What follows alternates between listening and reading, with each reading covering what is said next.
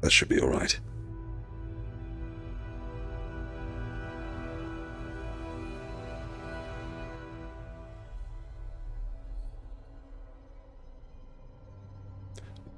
Oh no, menu sounds are not on. Turn those off instantly.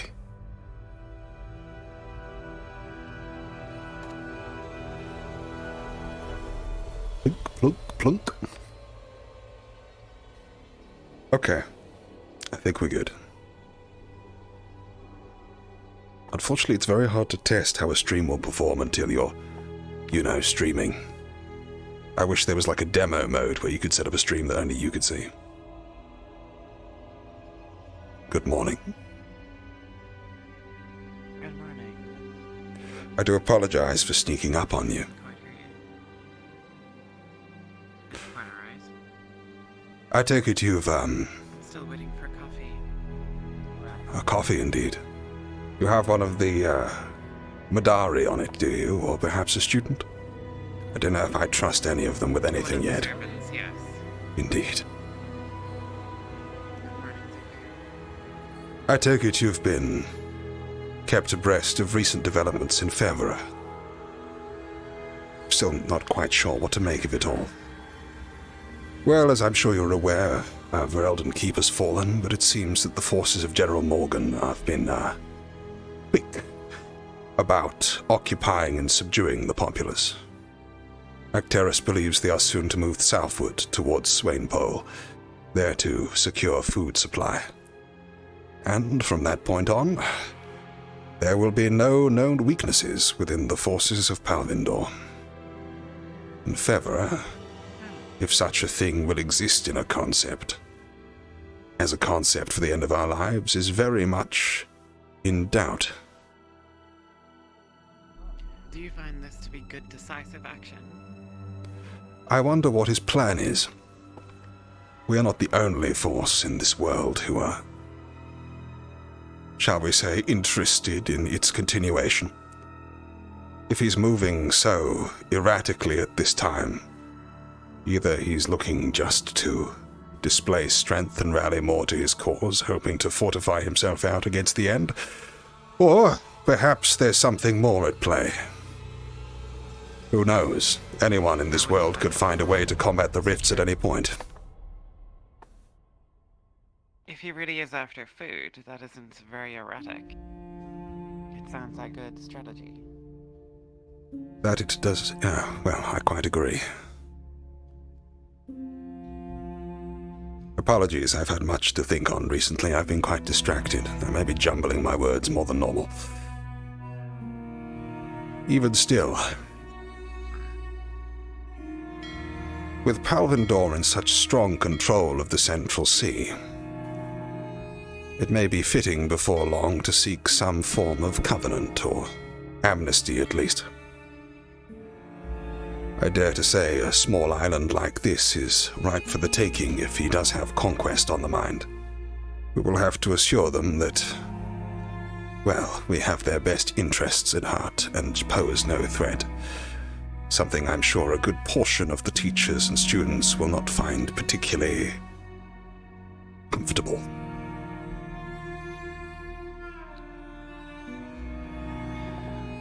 We shall simply have to be good allies.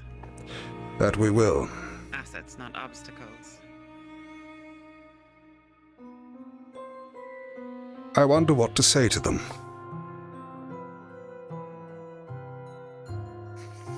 The students whose families are likely dead now as a result of their actions. A good number of them are from Eastern Fevera.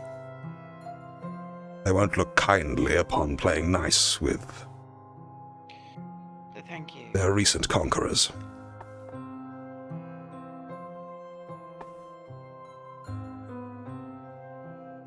We shall have to teach them that order is better than chaos.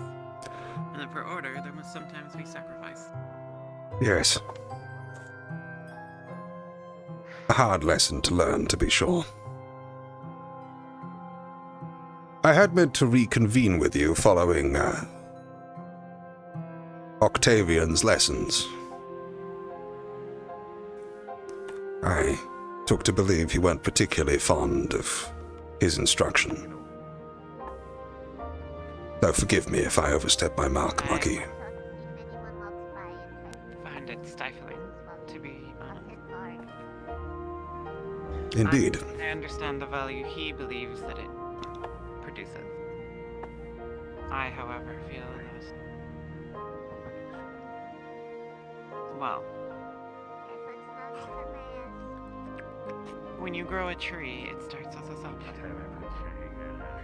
If we were to beat every sapling into submission, we would not have any trees.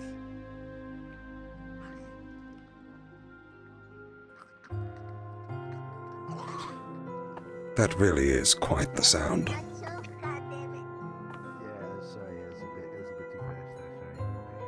Ah, Ulysses, I should have known. Well, it may interest you to know that I've taken something of a new approach in light of recent experience.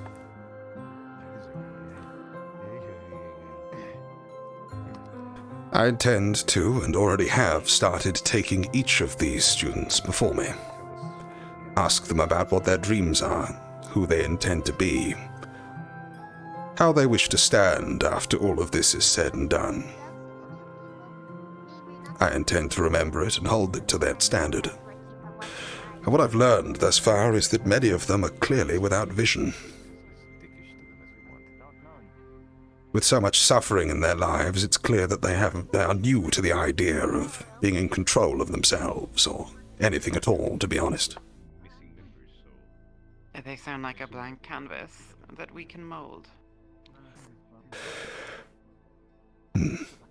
Interesting. Their dreams should be that of the Academy. I agree. And yet, I wonder how united this Academy is, after all is said and done. The good Chancellor made a good speech of it, to be sure.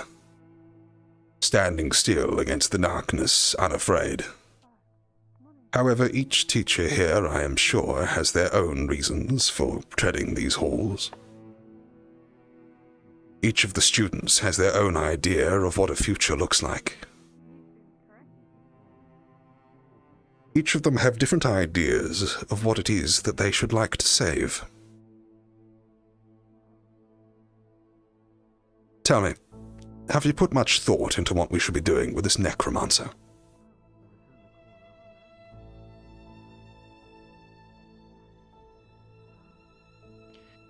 My understanding is that the Chancellor is quite emotional when it comes to this matter. Correct. And, be as it may, he is in command, and orders are orders. This is a very new thing for the students here. They have fought in the past out of self-defense. This will be their first attempt, for many of them at least, for doing something premeditative. But if there is space for deliberation, we should allow the deliberation. We should allow for the possibility that the necromancer may be useful in some way. I tend to agree. Once the decision is made, they must be ironclad. It is going to be a real test, I think, of the captains. An open forum was had yesterday in the main courtyard.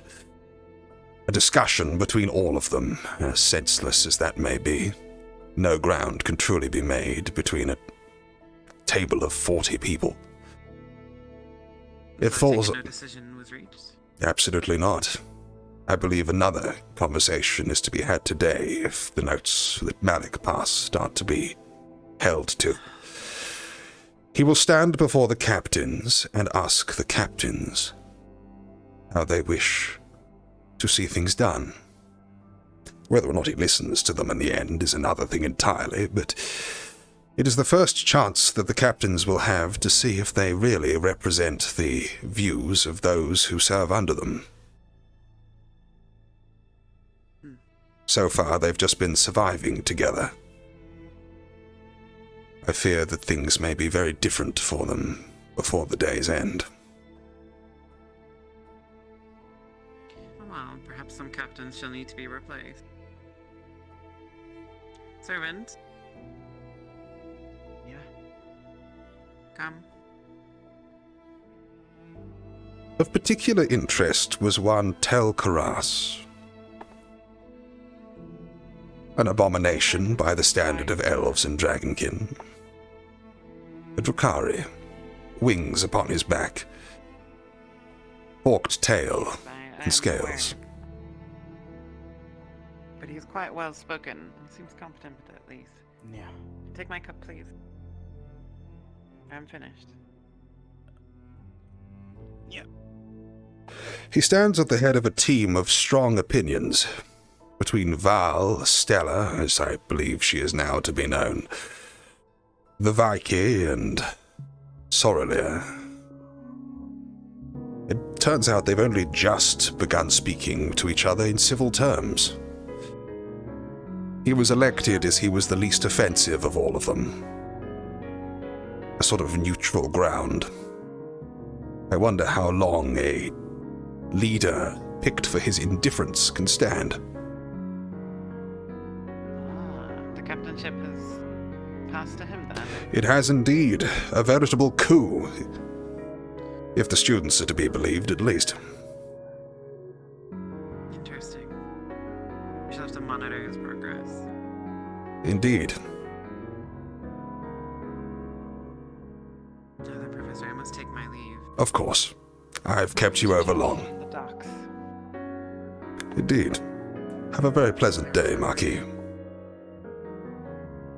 Good day to you.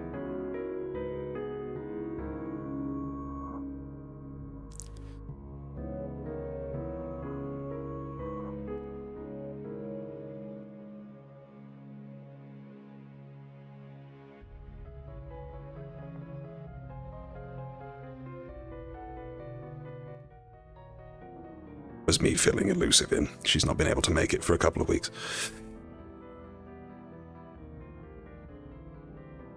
Right.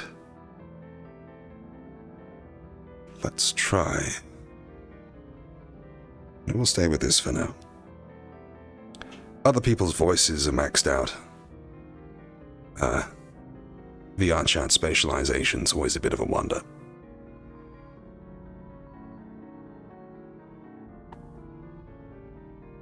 You there. Oh, yes, sir. Is Terra busy with anything today? Not that I know of, Professor, but I can check. Well, should you find 10 minutes or so, I should very much like to have a discussion with you all and your captain, if that is amenable to yourself. There is no particular rush. If it pleases you, Of course. see if you can seek me out by the end of the day when you have the time. I have a number of questions I would put to you, to better aid in your tuition. That will be all, though. Good day, both. Oh, one other thing. We'll be expecting something at the docks today.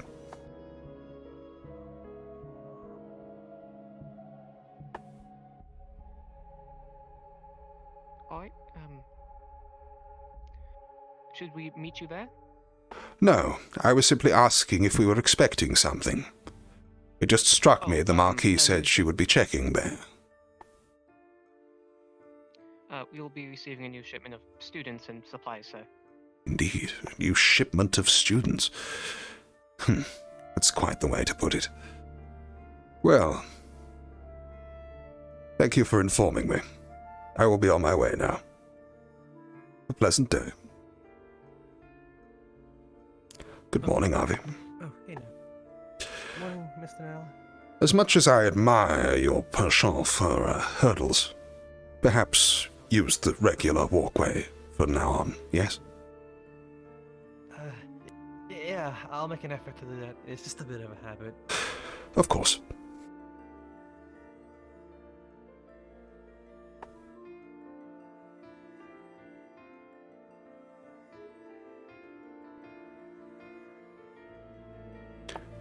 Are we better on the levels now?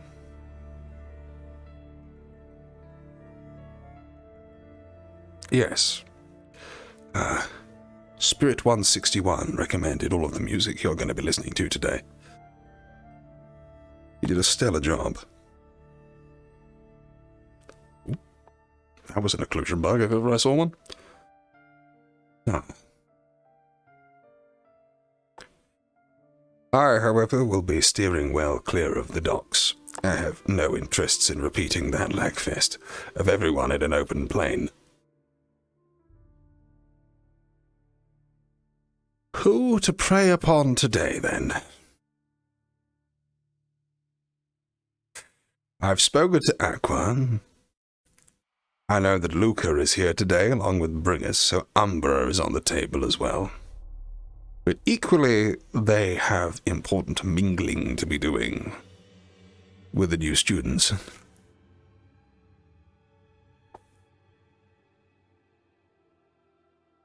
Suppose that means that I have to talk to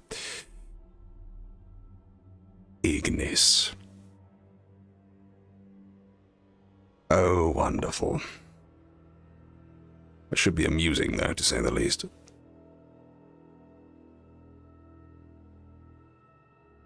Now, what's the betting that everyone and their mother is currently at the docks?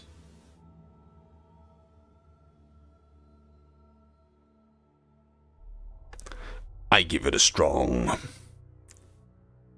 80-90% chance.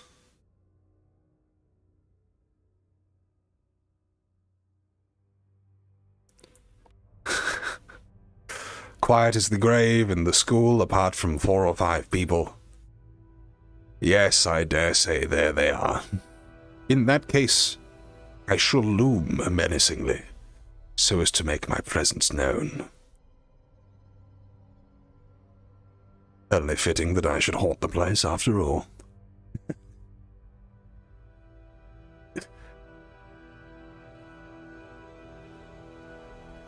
Well,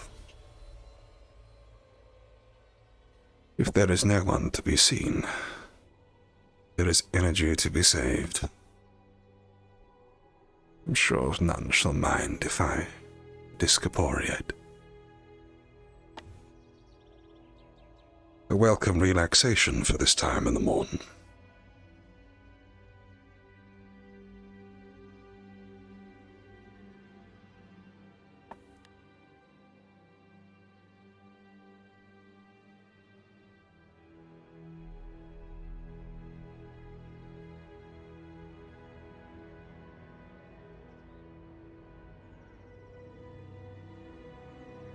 It's lovely at this time of year.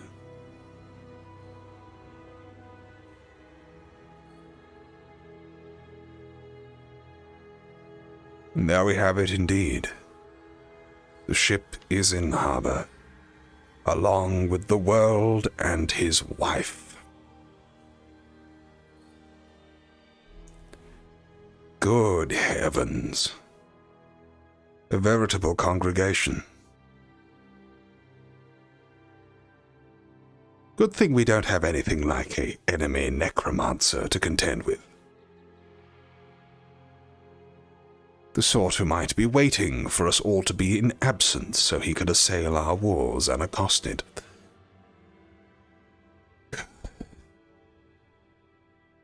Clearly far more instruction to be done.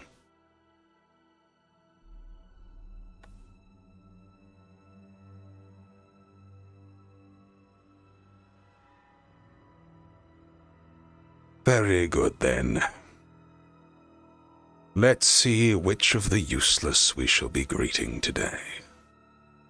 Shektula Sat.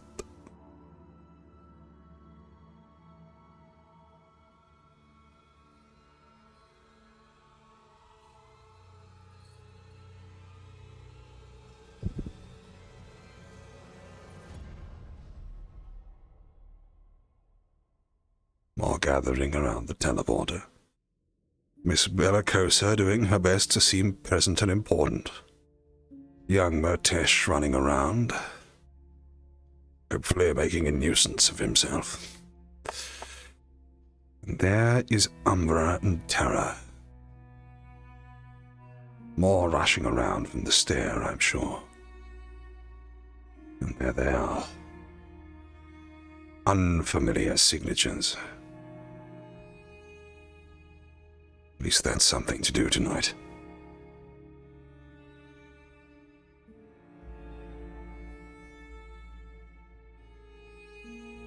Shiktukafa.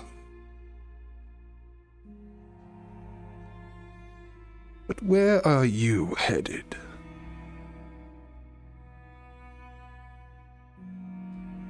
Ignis in totality? Why, it appears I'm in luck.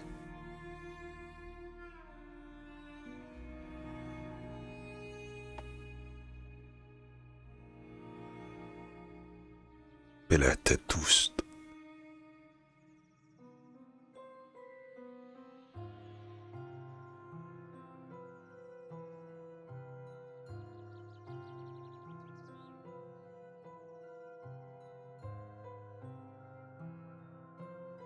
Did I spy Ignis running this way not too long ago? Yeah, there's Galub and Oriana, and I believe Murtash not too far from them. Ah, good. Thank you kindly. Oriana, is your team close? You don't like being called professor. Correct. I never attained the professorship. Buku, Galub, and Murtash. Very good. Do you know if Ignis is indisposed today? I think we got a class. I have no clue that, and we'll find out too. The details you go about it. I see. Your team is full, correct? You have all 6 members. Yes, Yep. sir. Very good. I was hoping, if it wasn't too much of a bother, that I could take your attention for 10 minutes or so, when it should please you. You have my attention whenever, sir. I have questions for you and your team. If you could meet up together at some point and see if you can find me. There are certain questions I would like to pose to you all within my classroom, if that is agreeable. That's good. Yes, sir. Very good, then. I shall look forward to your company. I take it that the new arrivals have found their way off the ship. Right. Well, let's go eat food. Of course. I take it the new arrivals have found their way off the ship. Yes, sir. And I have kind of taken an interest in, I think her name was Morgan? I To see. Become a sparring partner. She seems quite strong. Interest in, I think her name was Morgan?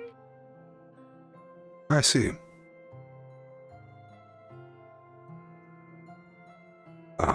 Apologies, I have something of a headache. I shall keep that name in mind then, and trust that you are a good judge of character. Getting that too. Large people moving by teleporter causes some small amount of flux, you see. I shall now go to the docks to meet the others. Indeed. Oh. Okay. Well, This is why I don't use the teleporter. yes, and you're well advised not to. I stay away from them myself. Have a good day, Oriana. I look forward to seeing you later.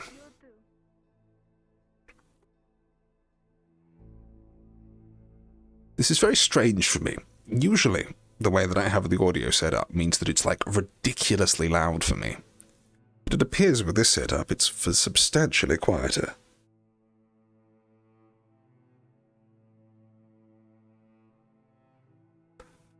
Let's try something else, though.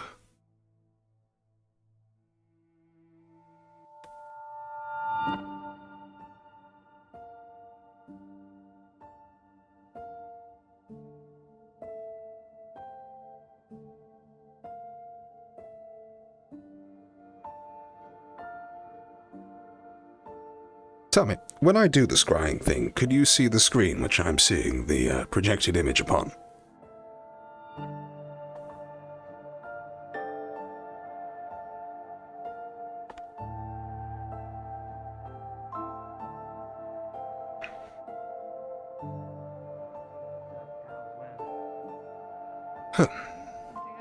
Then it's quite as I feared. The world and their wife, are they really necessary to greet, what was it, 5, 6 people from a ship? 4. Sorry. Oh, not even that many then. A good thing we're not currently at odds with a necromancer or other forces outside the walls that might be predating upon the grounds should we abandon our posts to look at ships. So, do you believe we should tell the new students about this or keep them quiet at the moment? They are aware of that. I believe that they should be open and honest about such things. And hiding knowledge of a necromancer of all things and not making our statements known early could quickly cause problems for us should they decide that they have better places to be than this institution. This is dangerous territory. These people are hunted down routinely, and a scar upon our lands in the eyes of many. So yes, say what you will, and I would be interested to know their takes. So, well, Either way, the way things have been around here lately, chances are they already know by now. I think They it are gone was... with Umbra and Chara, so. I was intrigued to know that many of the new students have knowledge of the rats and all besides. That didn't seem to take them very long either. It seems that secrecy is a rare delicacy around here. I remember that. It was like day one. During the spar they were having in the training grounds. Well, if people are feeling guilty about these sorts of things or have problems or otherwise, perhaps they should talk to each other in private about it, rather than loudly proclaiming it for the masses to hear. Nonetheless, do have a good day. I will be seeing you around, I'm sure. Have a good day, Professor.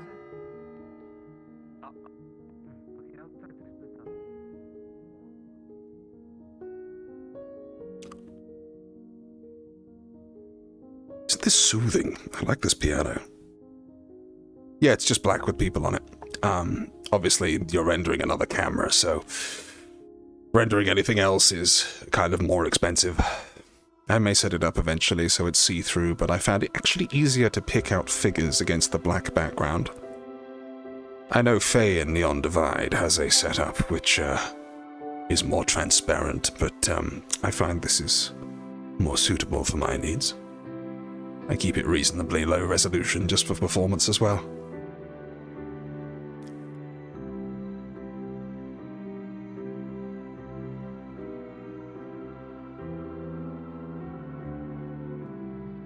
Now, I need to think.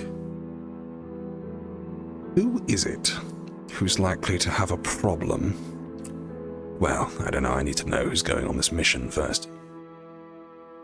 There's something very specific about necromancers and zombies within this universe that makes them a little bit more controversial than you might usually expect. And there's precisely the man I would talk to about it.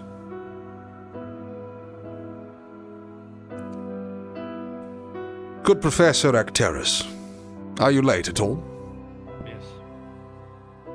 One moment, I will believe the bell for announcements. I see. I usually make myself scarce for such things. Malik usually makes his way. Or the information usually makes its way to me one way or another.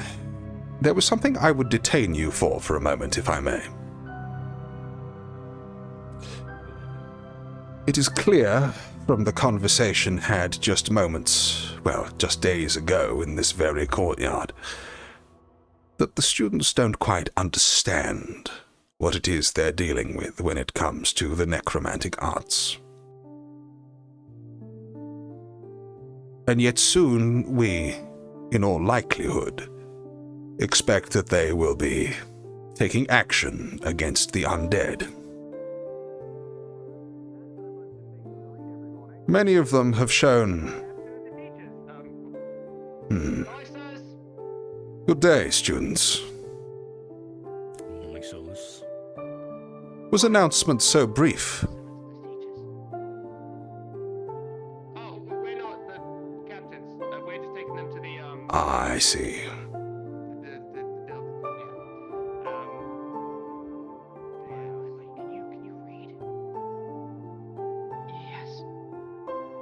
A long way to go, it seems. Conversation. We should. Anyway. Have a pleasant day, both. Yeah. I like the pictures of it, but let's get you inside the warehouse before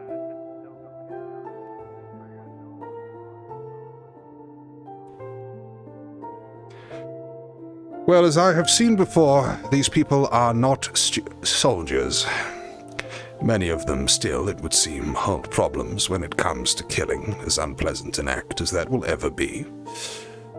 Many of them still appear to be caught up about the rats, for example. None of them, I dare say, have really considered what it means to destroy a soul jar, as they must surely do if they are to defeat the undead.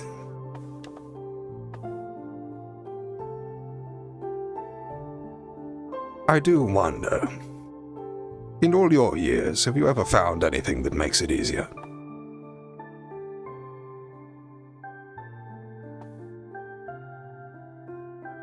Not personally. Get used to it. Enough orders, do it enough times. You get used to finding an occultist, putting them down before they put another person down. Yes. But nothing you can do that just makes it easier. And in all those libraries that you've studied in, it is quite true by the elven reckoning as well. Once a soul is encapsulated within a jar, there is nothing for them. Only endless capture or oblivion. Yes. The moment they're in the jar, they're no longer part of the spiral. No next life, no next cycle. They are gone. Quite so.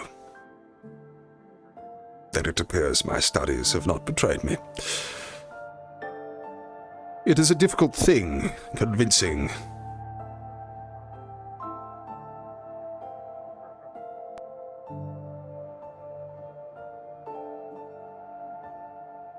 It is a difficult thing, convincing recruits to take a life. Even though they know it's coming, they build up the moment in their minds quite terribly. And they need strict regime afterwards to make sure that they have time to process it. Make sure they don't beat themselves up overmuch to the point they are no longer useful. Though never before in all my years have I seen a recruit being asked to destroy a soul as one of their first forays into the unpleasant realm of killing.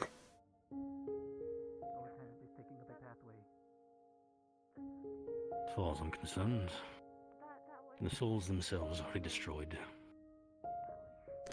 We don't know that. No. Wish I could say that with any certainty.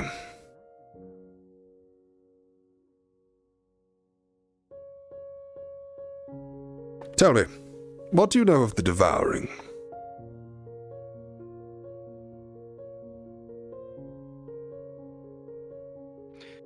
You may have to run that by me again. No worries. Taught me. Yes, many of these people moving by teleporters are causing quite a degree of discomfort today.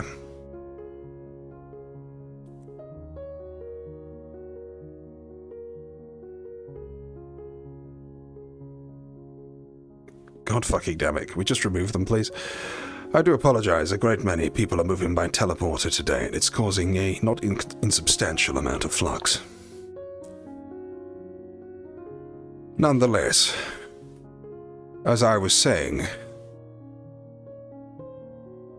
I was wondering what you knew of the devouring. How many times you'd seen it. All that. Not much, sadly. What if I told you I'd seen it more than most? Studied it even.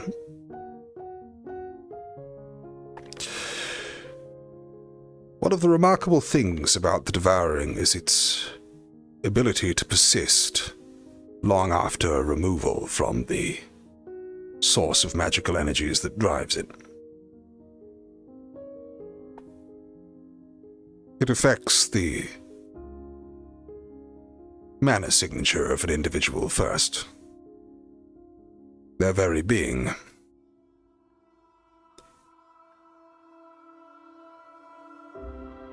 And it has often been considered that whilst the soul is in such a condition, it is powered by the entity itself. That is, the devouring, like a cancer, feeds itself upon the host by means of its own power and systems.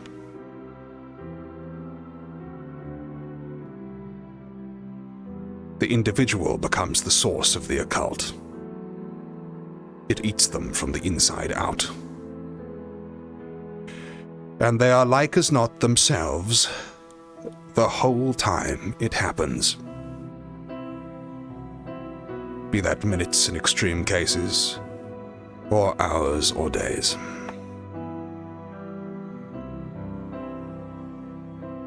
I do not suppose that a soldier should be very different.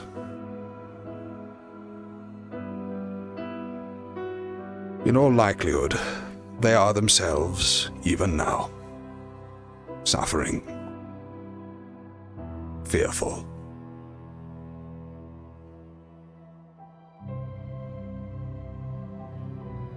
All the more reason I'd like to destroy them the moment we find them. Though, with what we have to do, how much we have to learn, I doubt my vote will be followed. You doubt they will be destroyed?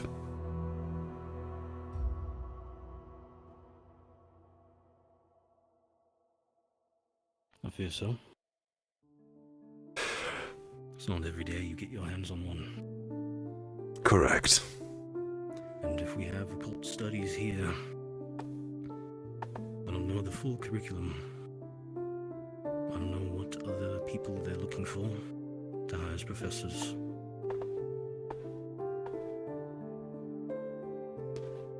I have always been most curious about the occult. What place does it have in our world overall? When one studies the elements, it is obvious how these things feed the cycle. Even the divine in itself, miraculous as it may be, is often suited to treat the greater whole. But to simply destroy it, what position does such a force hold? What possible sense is there in death without any hope of new life?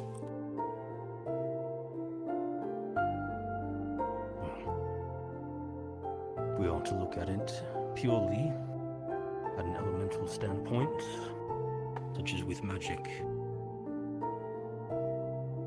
I'd see it sort of as like the seasons. Everything withers, everything dies, and then new life. Occult to destroy old mana, divine to make anew.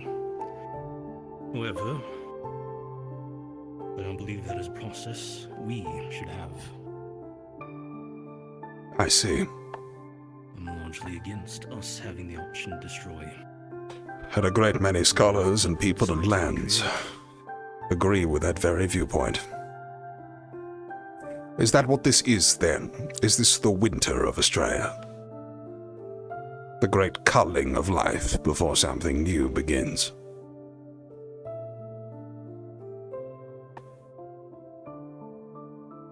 I'm unsure. I had Don't believe it wondered. to be. a long time whether there was any mention in the great libraries of the elves of this happening before. Whether some comfort may be drawn from this indeed being part of a cycle. I would very much like to believe, good Acterus, that this is a season, as you say.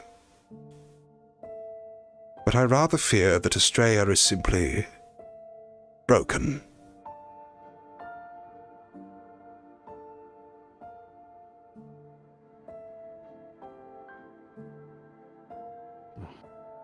And there's what I joined here for. If it is breaking, we can hopefully stop it. Put it back together, but stop it at least. There is one other thing you should know, this fruitless rumination aside. I spoke to Miss Bellicosa the other day on the matter of perhaps learning more about the occult through the study tools of the necromancer. Acquiring her knowledge for the means of putting it to an end, as you understand. We are faced with an occultic threat, after all, and we must know our enemies. She said to me in no uncertain terms that if she were to learn the powers of necromancy, she very much doubted anyone would be able to stop her.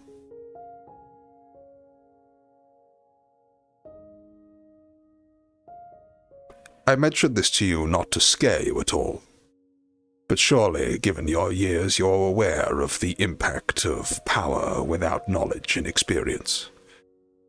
She is remarkably young, and Drozen at that. The fact that she would admit such weakness to me, of all people, given our history. For the first time, Bellicosa struck me as very much afraid.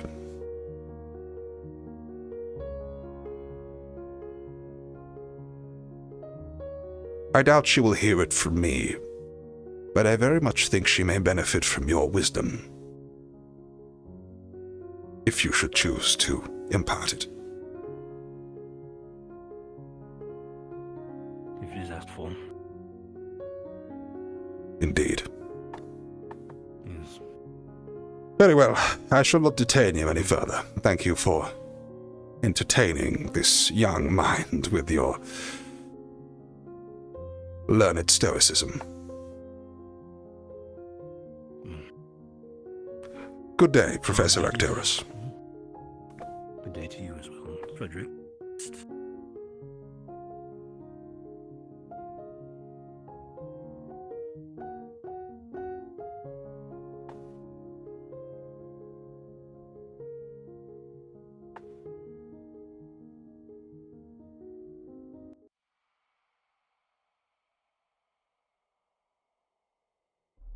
Ah.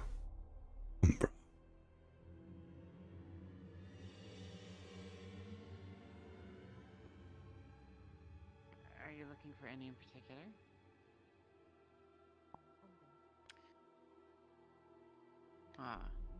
Aqua and Lumen are inside the main school. I have not seen Umbra, I'm afraid. Thank you. I'll keep searching. Ah, and there I was, hoping for clues to the same. Calum, may I join you in your search? Of course, sir. I take it Yiko hasn't disappeared in the night, taken away by moldy witch bread. No, he's doing well, sir. I'm glad to hear it.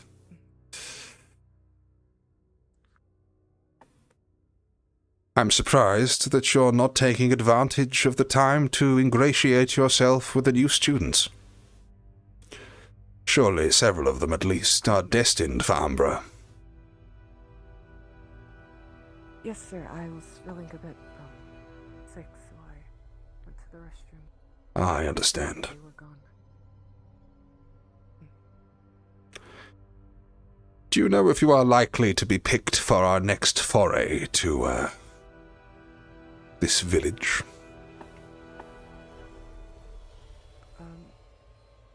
I believe not, sir.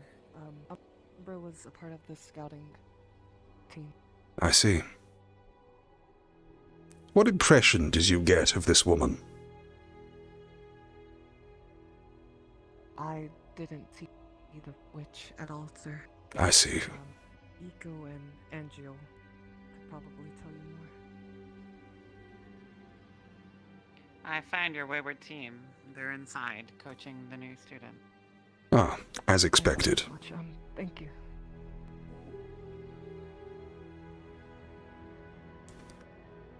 Interesting. Yes, a busy day, it would seem, for many of them. Good. Keep them moving. Let them not settle. Have you ever spoken much to Gudak Terrace, the professor of advanced elven years?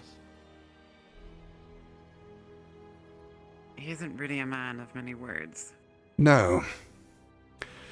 And of... I do find him rather pleasant in the mornings, however. I see.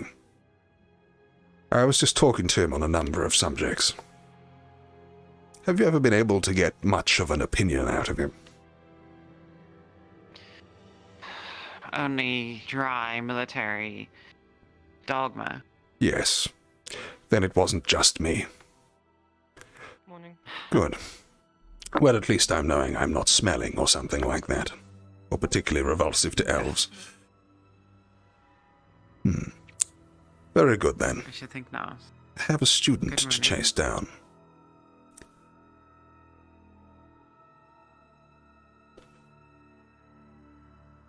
You there! You there! Vicky!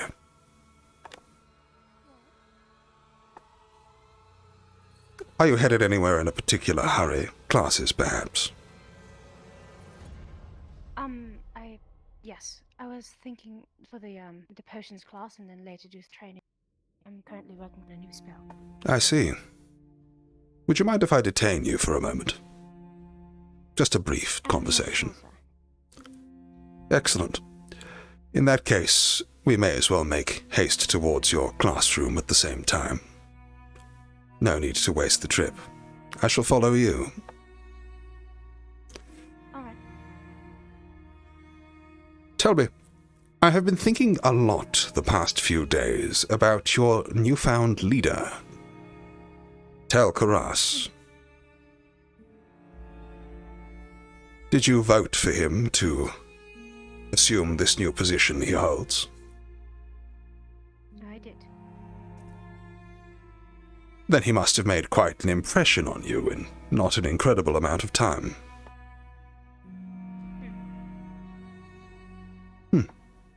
He has good potential, I think. And what has led you to that conclusion?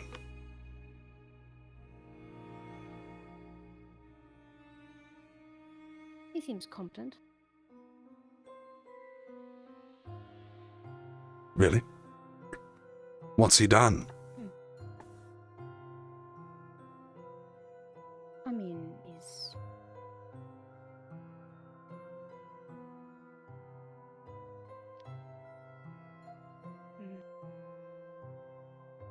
done more than Stella, that's for sure. Indeed. Like?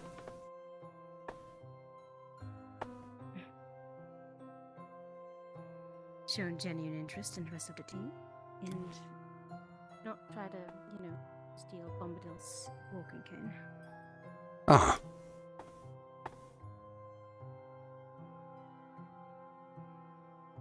He can handle himself, and he seems intelligent. He can handle himself? Yeah.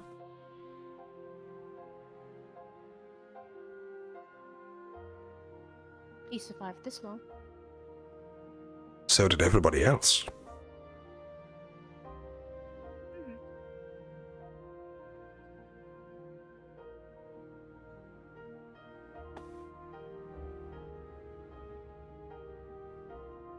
I worry.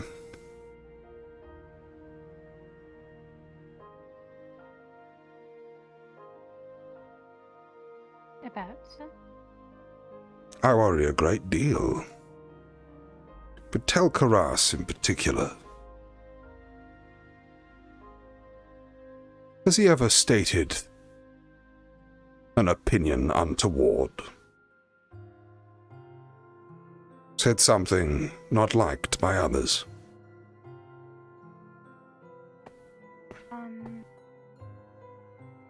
I don't think so. No, really. Are you worried at all that his justification for his actions need be nothing more than simply following orders? Okay.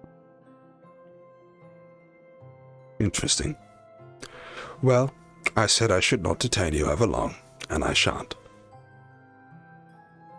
What was your name again? Anura, sir. Anura. I see. I shall make a better attempt to remember that this time. My apologies. Be on your way. No worries. Best of luck with your potions. Thank you, sir. Have a nice day. You as well. Concerning. Professor? Ah. Were you passed a message by one of your squad mates earlier? I was, sir. Good. Just making sure that that had made it to your ears. Are you making your way to class now, are you? Or simply touring the grounds? Yes. In that case, I shall not keep you. Best of luck within your studies. Did you want to arrange a time to... I thought I'd leave that rather up to you. I have much to think upon today, and would not want to impress upon your busy time socializing. I understand the Terror is expecting to receive a few students within their number, is that correct? Yes, sir. Ah. Then I'm sure, given the state of things at this moment, you are better suited than I to pick an appropriate time. Good day. I shall see you later. Yes, sir. Arrange a time? Thank you, sir. I think I got a big old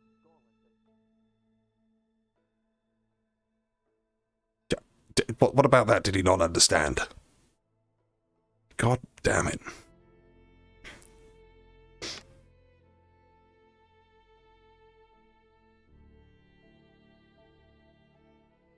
Thank you for following Fantasy Dreamer ×3 and Kiruda. That's a cool. I want to say Karida because I know a Karida. I'm going to try it again. Kairuda. It seems like I am the only one with free time right now, sir. That's not a problem. I had, of course. I had requested that you find an appropriate time. If they're busy now, then they're busy now. But if you're free, then there's a few things we may talk about. Certainly, I'm most interested in your impression of Zuko.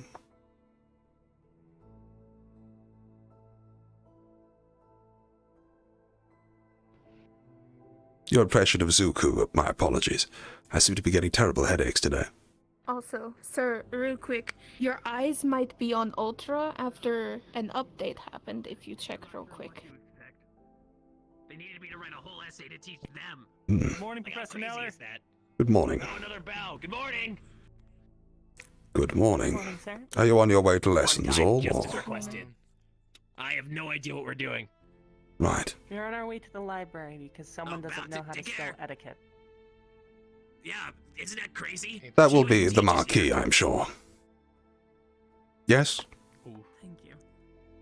I'm assuming the Murtish didn't show up Has she always been a little... Are you because he wasn't by Takuya's office. usually not going to answer questions when put towards by a tutor? Was it the marquis who punished them, or no? Oh, I have no idea, sir. Ah, not to worry then. I was hoping to detain Oriana for a moment, if I may. Of course. Very good. Well, in that case, be on your way, Zuko. I'll use this too.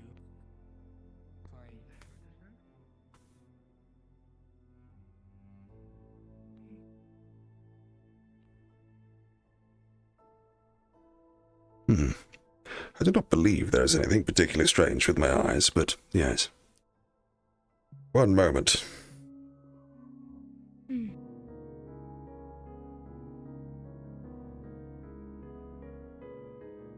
Wonder if something of recent has bothered my eyes of sorts. Yes, it seemed to have bothered mine. That's why I was just checking with you, sir. So it has. That is such a delightful feature that they've imposed. Yes. In reality. Everything else saves. Why would... Oh, bloody hell. Either way, hopefully that helps. Back into character. Yes.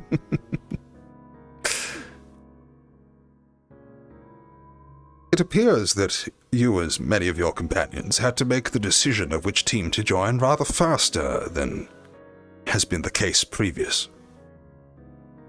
Yes, sir, and I am kind of thinking that I should have joined Aqua now a little bit. But I am still happy with the team I have chosen. And what led you to that decision? I rather think Hack was hanging on by a shoestring. Were they? I did not notice, but Oh, most certainly. mainly it's mainly having to keep track of Murtesh and Caleb. I feel like if things in battle, I could trust them, but I don't want to use all of my magic to heal them. Do you feel I like also want to be on the front line. the behavior of the two of them at this present moment in time is impeding your studies in any way? Actually, no, sir, because I have been trying to use fire from Miss Bellacosa telling me to find the flow and everything, and they have not bothered me in the slightest. Well, that is good to hear. Your impressions, then, on Zuko? He's always been a curious sort. I admit, in no small way was I surprised upon my return to the institution to see him in a captaincy role. Well, has he struck you as having the He's a fire good and determination of a leader? A good captain? Yes, sir. And what sort of captain is he? But he is always looking out for us and making sure that we are on our toes, but he will lose us easily because it does not seem like he can keep track of us. And I fear that might be imposing in battle. If I see. Is it just with Murtesh and Caleb that he is struggling to keep track of? Or is it the others as well? Lyra. mainly Murtesh and Caleb. Mainly Murtesh and Caleb. I keep an eye on Lyra. I accidentally said I was kind of like a mom around her, and now she considers me like a mother figure, so I'm sorry, what? she sticks around me. I accidentally said that I was kind of like treating her how a mother would a child, and because she tried to jump off the building before, because She saw tried Professor Moore to do jump it. off the building before. Yes, because Professor Mordred jumped down to get to the crops faster. I see. Has she been behaving So I any stopped her. strangely, or...? No, sir. I've been trying to keep her in line. Right. So this man is a good leader who's constantly looking out for the best for all of you. Yet doesn't know where you are half the time. Yes, he is something, sir. He's something. Do you know what he wants? No, sir. Does he know what you want?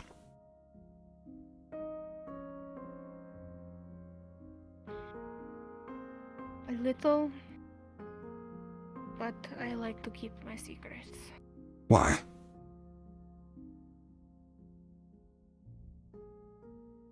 Reasons. My own thoughts.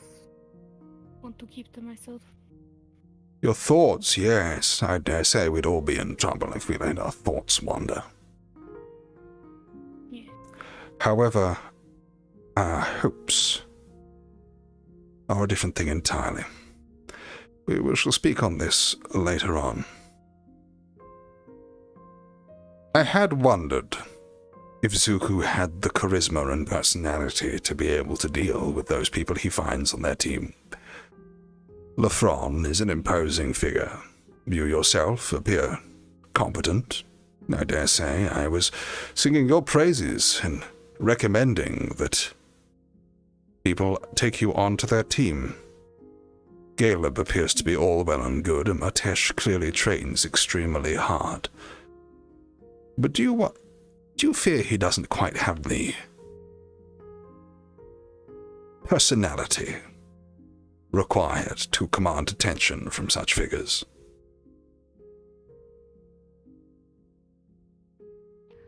Very little, but I can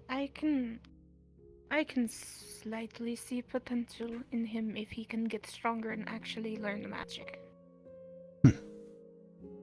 Interesting. Well, there are many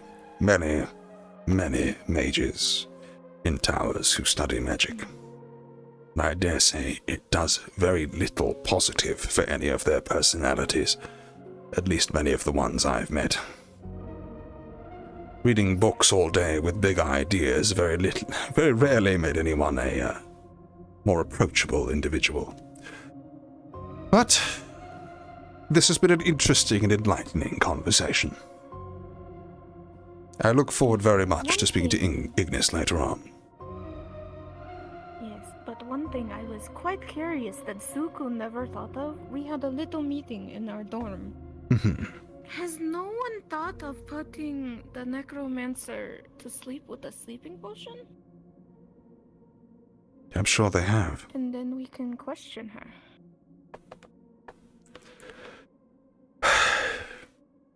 Oriana. Have you ever taken a life?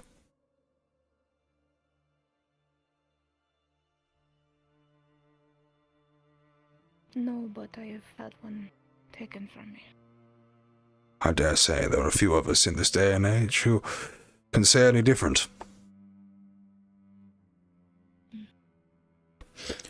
Were you in the courtyard the other day when Malik and I were explaining what it was that this necromancer has been doing?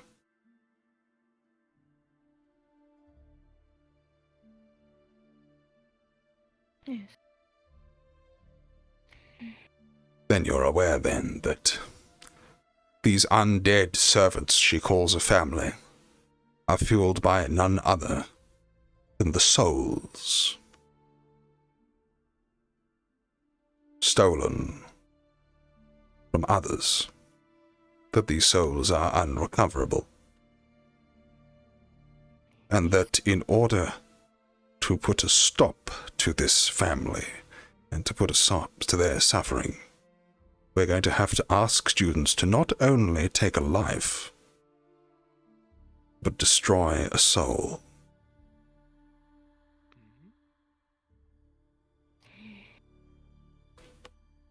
Knowing this, would you still have us question her?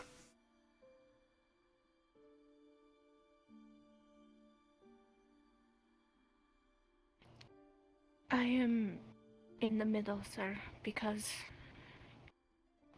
she could have done it because she was lonely. But that does not give her the right to do that to a soul. She lives on the edge of a village. I'm in the middle. If you are feeling lonely within your dorm, you simply have to walk the school grounds until you find someone. It takes a very particular individual to go through the difficulties and tribulations and everything else besides to learn a 4th level spell capable of resurrecting the dead. Well, not resurrecting, but instilling this lie. So I ask you again, Knowing this, would you still have us question her and figure out what she knows? I do, because deep down there is a reason that I do not wish to tell right now. I knew you were promising. Because I want to question her. Sir? Yes. Just want to quickly mention, I've been told that you wish to talk to us. I've informed Caleb and Murtesh that after the lesson, they should wait there, and we could all regroup. Excellent. In that case, I will make my way towards the school in order to receive you all. Thank you very kindly, All right, Zuko. just one thing real quick. You're welcome. Did you happen to have seen Mr. Octeris? I saw Acteris 20 or so minutes ago outside the grounds. He was on a way to a lesson of his own at the time I detained him for a brief conversation. I am sure he may be taking part in other lessons around the school, or at least observing them. Alright. I didn't happen to see him with Takuya's lesson, so guess I'll just look around for a bit until it's time to meet up. I see. Well, in that case, all is well, and indeed good. Perhaps you would accompany me and Oriana, as I make my way back to the school and to the classroom. It would be strange to ask you to find something to make yourself busy for all of 5 to 10 minutes. So how is captaincy treating you, Zuko? Well, this cape has been on my shoulders for 5 months now. Mm-hmm. And even longer if you don't count the uniform change. But overall, it's been a learning experience, that's for sure. What have you learned? To make sure to listen to my teammates, to make sure to check in with them, have conversations about how they feel, how they think certain situations should be handled. Mm-hmm. And I've been overall working on myself to be a better leader when it comes to a dire situation. However, I still seem to be struggling. But I'll make sure that with time, that'll pass as well. I understand you're trying to learn magic, Zuko. Yes, I am currently working on my second circle spell. Which is Indeed. why I was looking for Mr. Octeris. I've thrown around 3 different formulas for one, and he'll be telling me if any of them are good.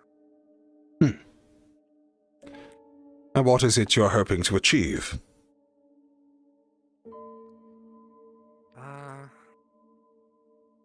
A blast that allows me to control the crowd in case of situations like being surrounded, with a little safe area for my teammates or whoever is around me, and Indeed.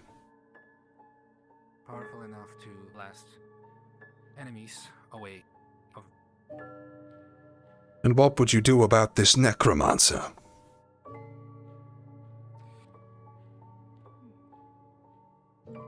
With complete honesty, sir, based on everything that I've heard from Would you usually lie? and Umbra.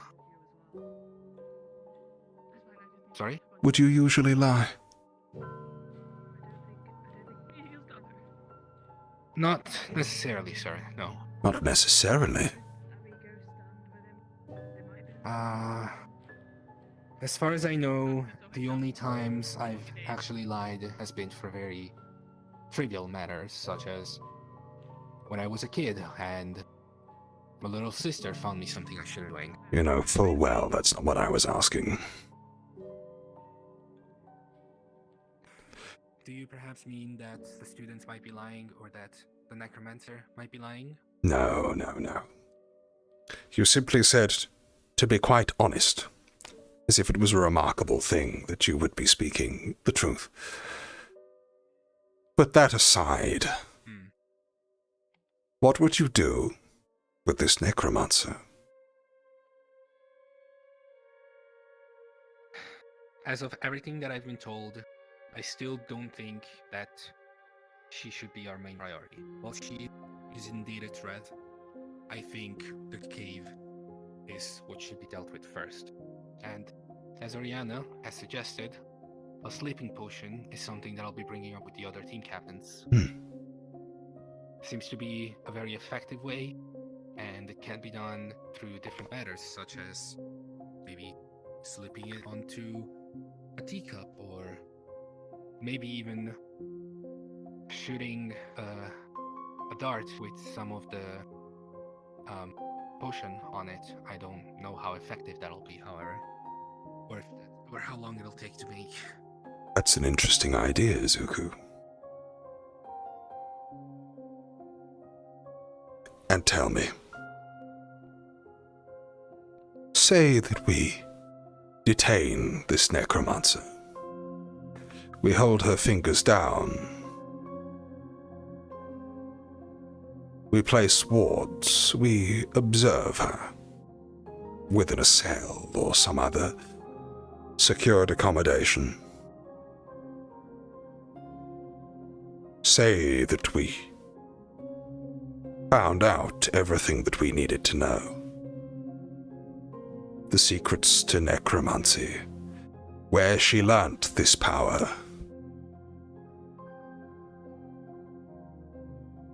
Everything. What would you do then? So, when it comes to detaining her, while I do trust Ventus and Umbra's report on her seeming to be harmless, it is also true that I've been informed by many, including Professor Acteris, that she is unstable. Zuko, this is not what I ask. What I'm saying is that after we detain her and learn everything we can, what happens to her then? We either let her be and let her stay at whatever we decide to put her.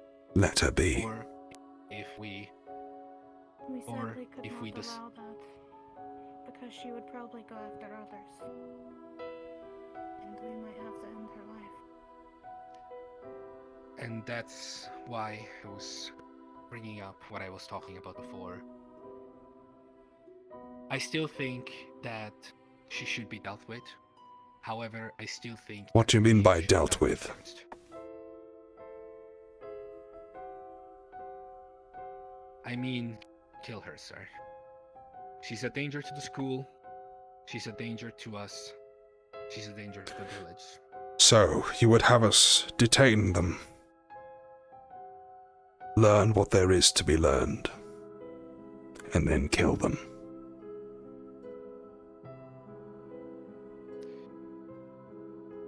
If there is no other way, then yes. At the current moment, I sadly cannot think of a better way. Then let me ask you this. If you are still uncertain, what is it that she could tell you that would gain your absolute confidence that she would not repeat offend? I understand that the undead that stay with her are referred to as something of a family. That she has them all sitting round for tea parties or some such.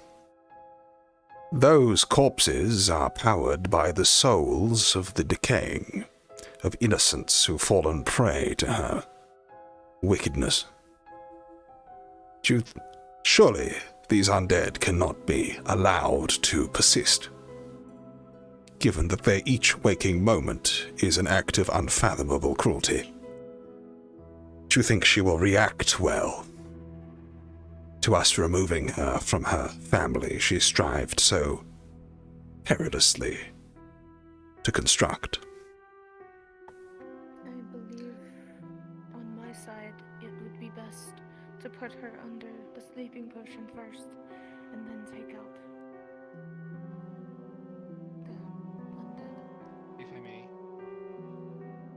one of the options that I'll bring up to the meeting that I'll be having with the other team captains and the other teams is to use the sleeping potion, take out the undead, or, well, leave the undead in case they are unreactive, and then deal with the cave. After dealing with the cave, I think who should deal with the necromancer are the professors. I tend to agree. I My believe. main concern, sir, is that we should head to the cave first and that we should make that our priority. That is why I'm hesitant about killing the witch first. Surely My hesitation is not we about should killing drug her. the witch first to prevent them from being a problem in our rear.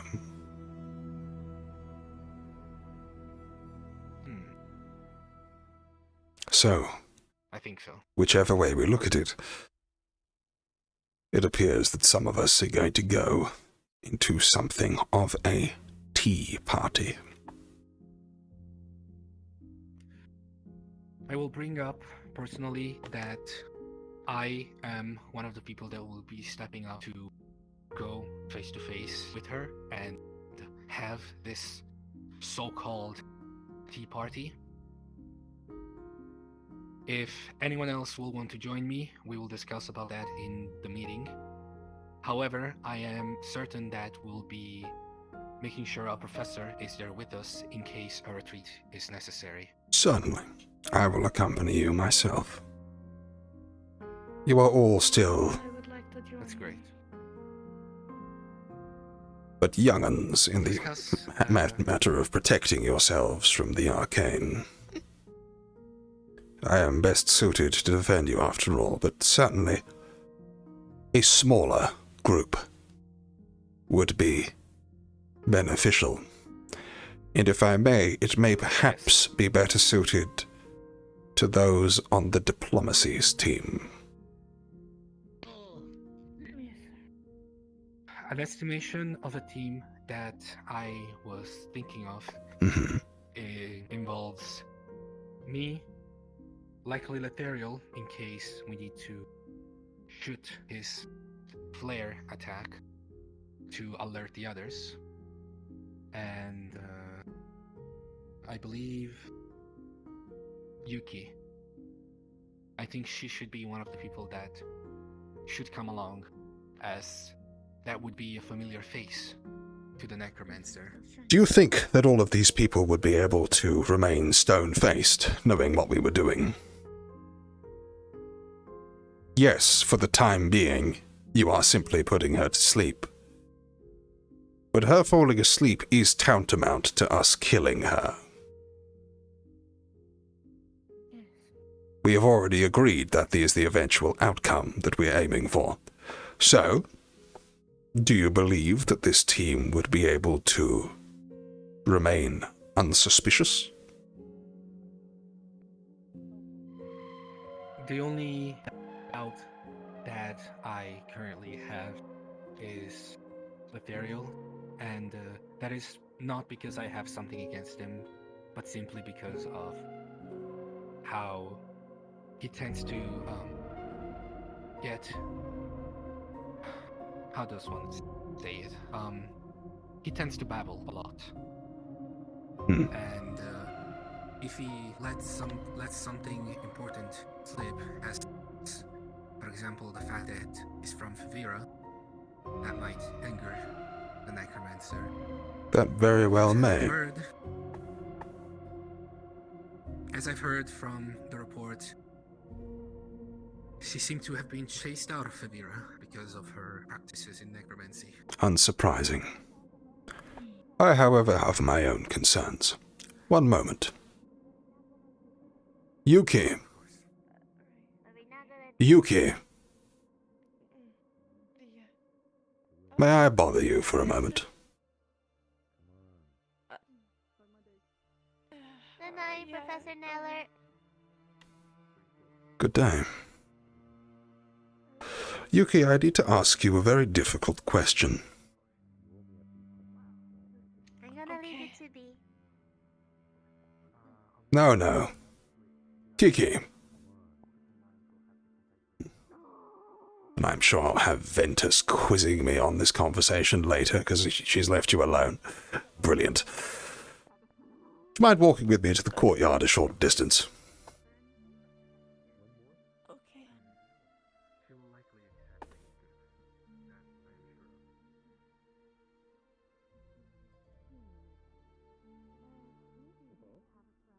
A plan has been proposed. A plan, which I am just investigating.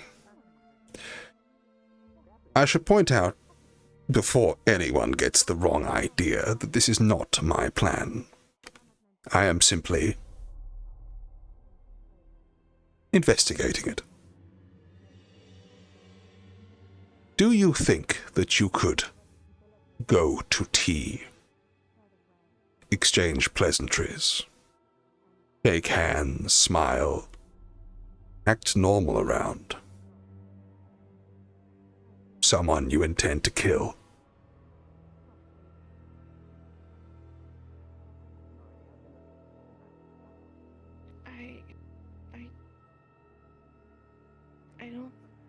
I don't know. I've never had done it before. Okay, I like that. I don't know. I'm not asking you to do it, Yuki. Nor do I think I would hold it against you if you said no. If anything, it's a horrendous act to be able to smile and nod, exchange pleasantries with someone holding a knife behind your back the whole time. There's no judgment on this one. Simply a question. If the need was sufficient, are you confident that you could do it without giving away the game?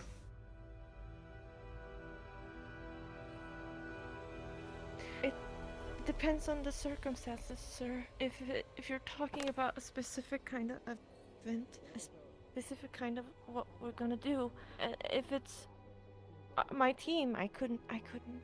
Then I shall be specific.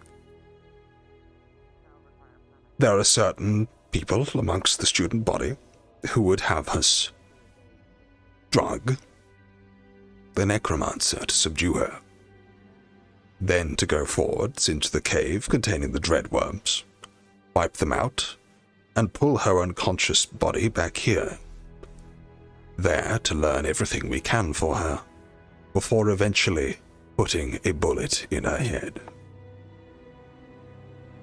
As surely there is nothing that we can have her say or do that would absolve her of her crimes. So therefore, we need to convince her to drink something, if we were to go forwards with this plan, of course. And I would make it clearly known to students at that table that the moment she falls under that stupor, her life is effectively over, one way or another. Those are the specifics, Yuki. Do you think you could do it?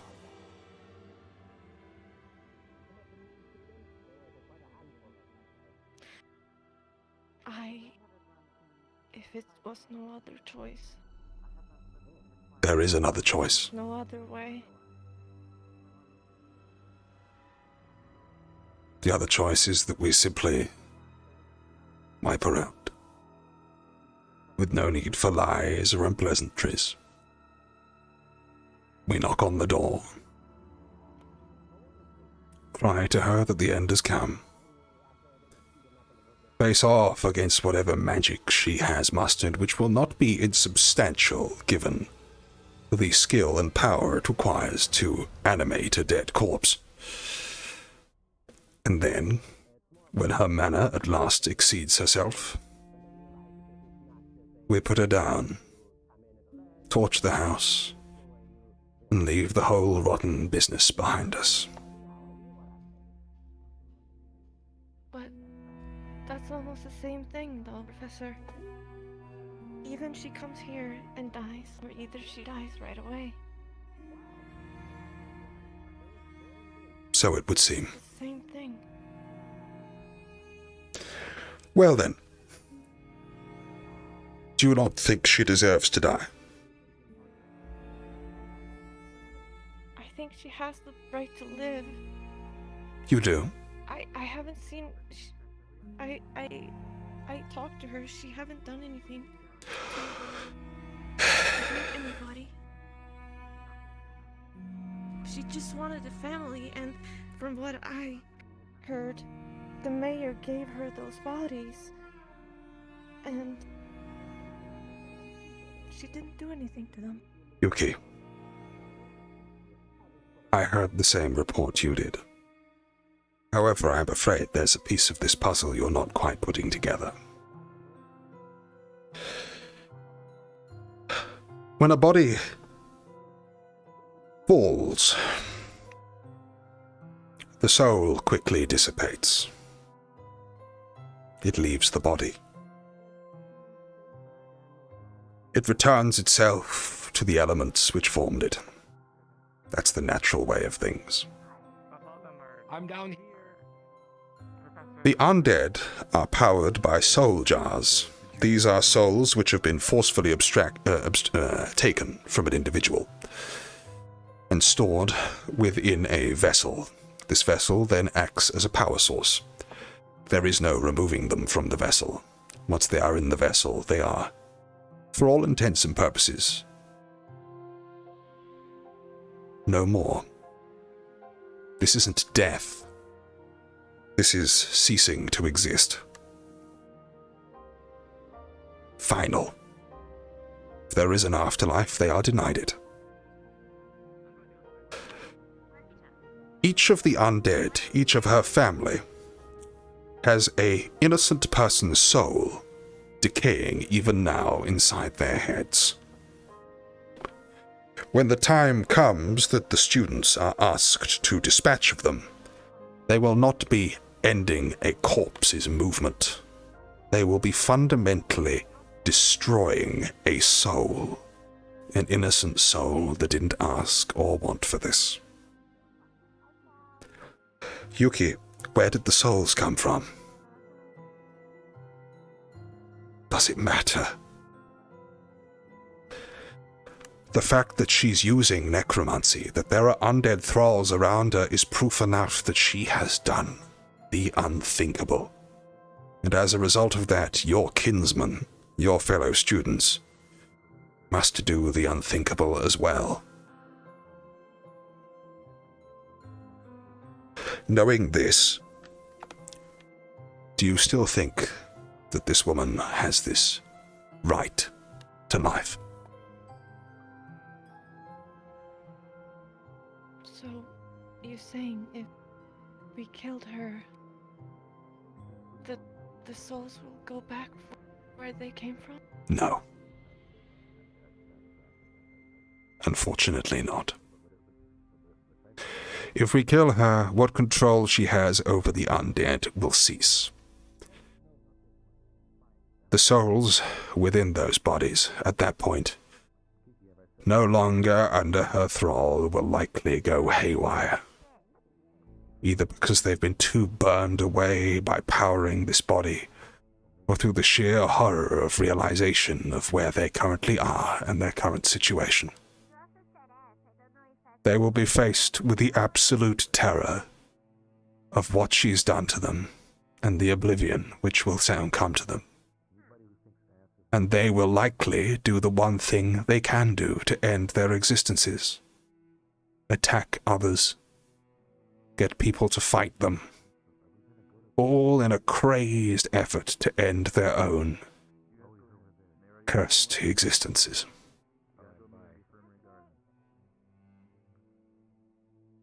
Those which don't. Those rare cases where they still retain some form of sentience. will run away. Yet with the power of the necromancer no longer sustaining them, they will be burning out ever quicker. And each moment that passes is another moment towards the eventual end. But how can I ask? How do we know all this? How do we know all How do we this? know for certain that that is the case? No one in all years that we have studied this phenomenon has successfully been able to restore a soul from its jar, no matter how new. Were there to be a freshly prepared soul sitting on this woman's mantelpiece, not burned up at all, not yet implanted within the head of a new member of her family, no one in the history of recorded Australia has ever removed a soul from its jar once incarcerated.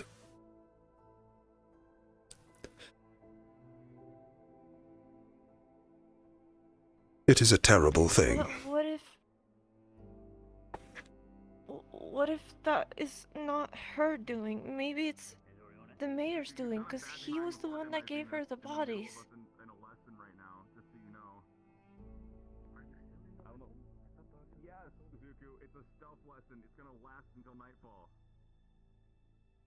She didn't hurt anybody before she got there, and she didn't get the bodies from anybody else. You don't or know any that. other places. She told me though.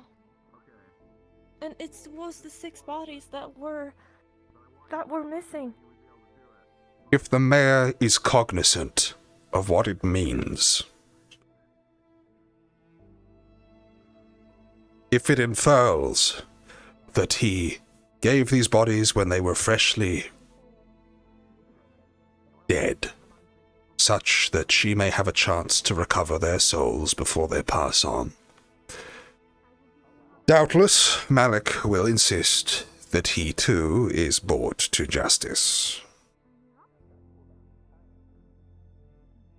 But nonetheless, if they are under her thrall, and we have no reason to believe that they are not,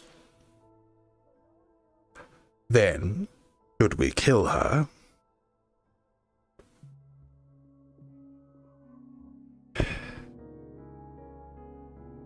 think of it this way. Even if we're wrong, it's still a better fate than befell those. And with so much on the line, is it not better to be sure?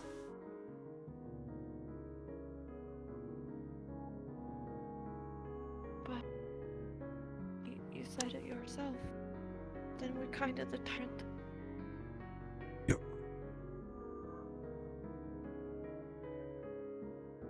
Yuki, I'm going to ask you the question one more time.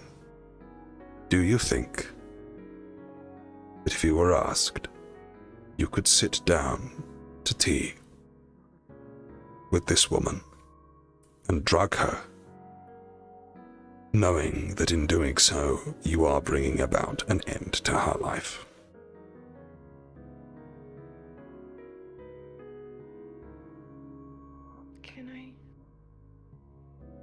Can I please think about it? I will get back to you in the end of the day, but it's a hard question for me. It's an extremely hard question for anyone, and the sort that many argue no one should ever have to make. But I would be honest about this. Very good, then. And you're right to think about what I said. There's a decision to be made soon. Under what sort of principles this school will govern itself. Are we here to restore the world to order? Or to define a new one?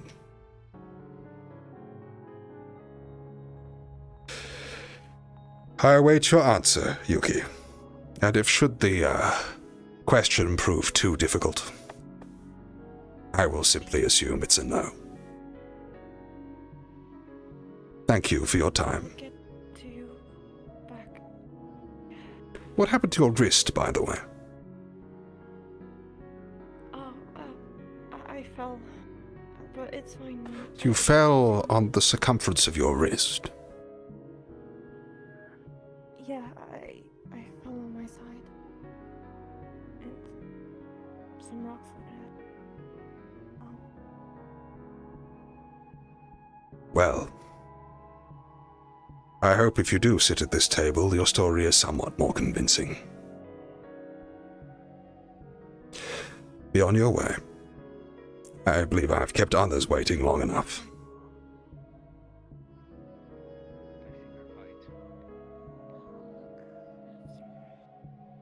Well, she hasn't dismissed your plan out of hand, but certainly she's taking some time to think on it. Of course. I saw Yes, other I members of suppose Ignis once you here come moments along, ago. that's fine. Were they busy scurrying off to another class? I was longer than I anticipated. They are still busy. They are still busy with. They're still busy with the class. Not to worry then, I would not interrupt their tuition. Do you happen to have one of the earrings, sir? No.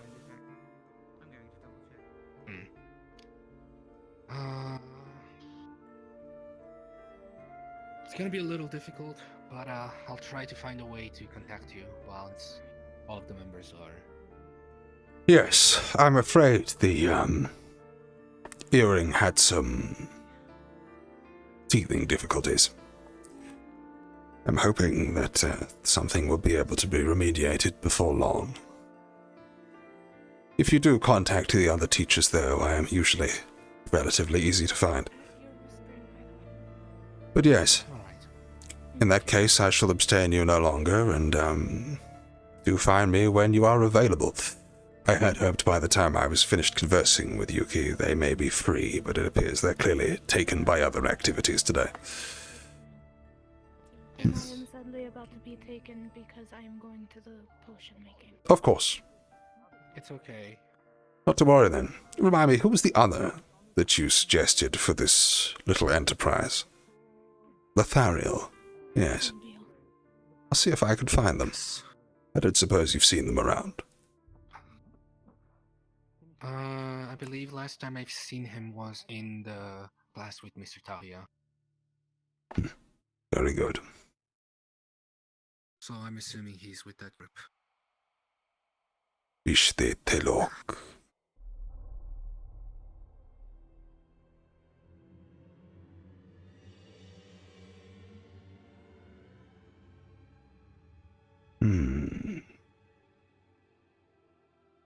Well, wherever they are, I can't sense them close.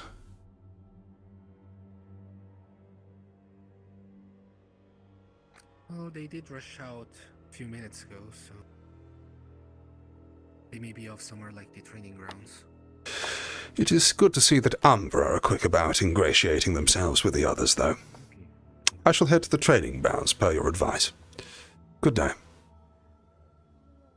Good day.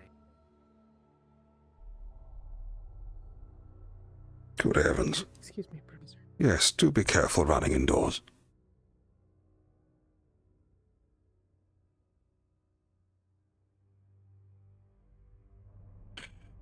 I wasn't expecting that.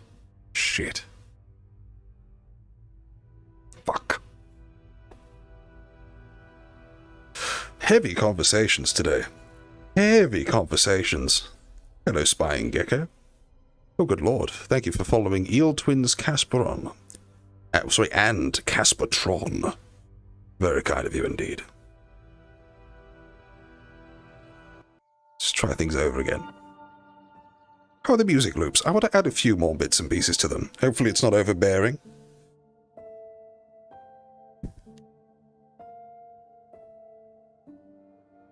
Kneller can do physical contact, though it's a bit draining. Particularly if he's not expecting it. Morning, Professor. You're looking for the rest of your team, by chance? I see. There's something going on there now. I've quite lost track of what lessons are underway today.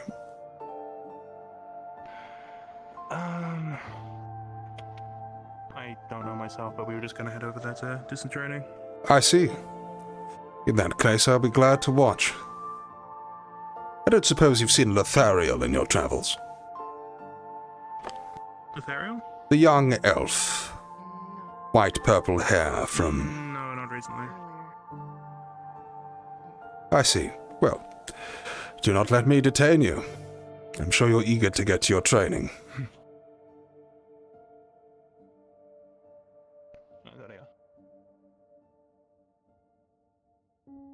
Ah, I do spy an Octavian. Most curious.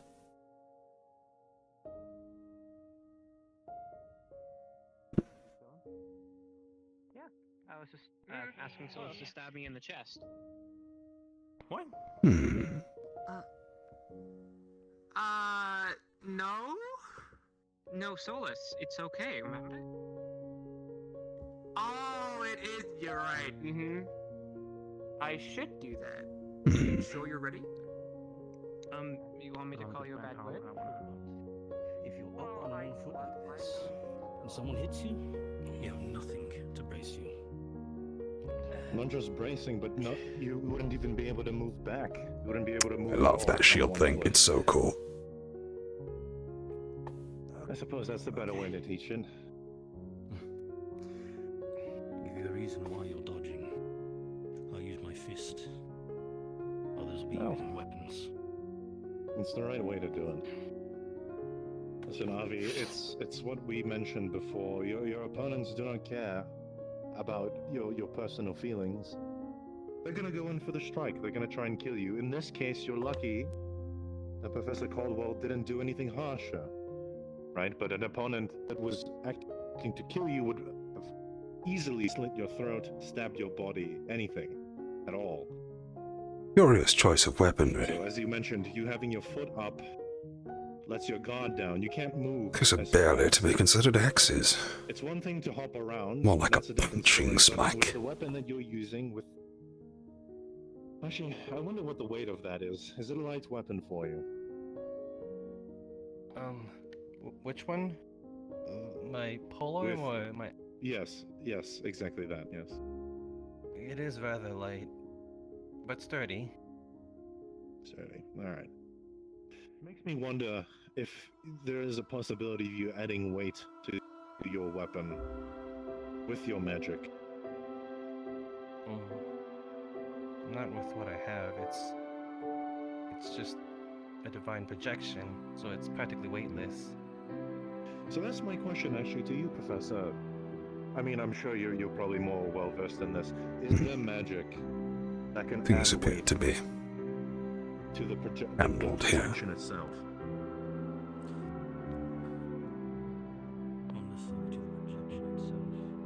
He's going through the magic. He's really getting a hold of it. And so? I was led to believe that you came here to train, and yet here you are stood in a circle. Oh, right, yeah. We got caught up in a conversation. It's my bad. Not to worry.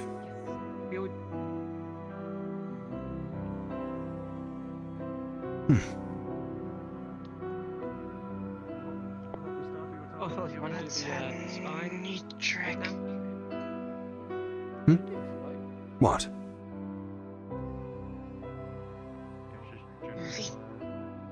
My feet. I don't see anything wrong with them.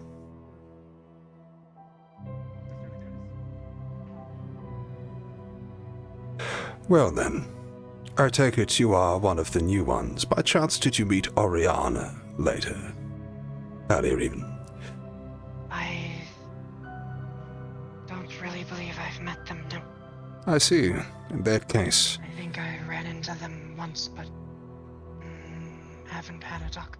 and your name is something beginning with M, is that correct? Morgan Bierek. Morgan, I see. Then it is quite how I expected. Well, I'm sure there will be ample chance for us to become acquainted in the days Come, Morgan. I'm sure your time is better spent with these students, who I am sure are about to show you their incredible capabilities that you will soon learn within a battlefield as they train with each other rather than standing in a triangle. Of course, sir. I'm sure it will be quite the show. I'll make sure it is. Is that concerning? That's probably concerning.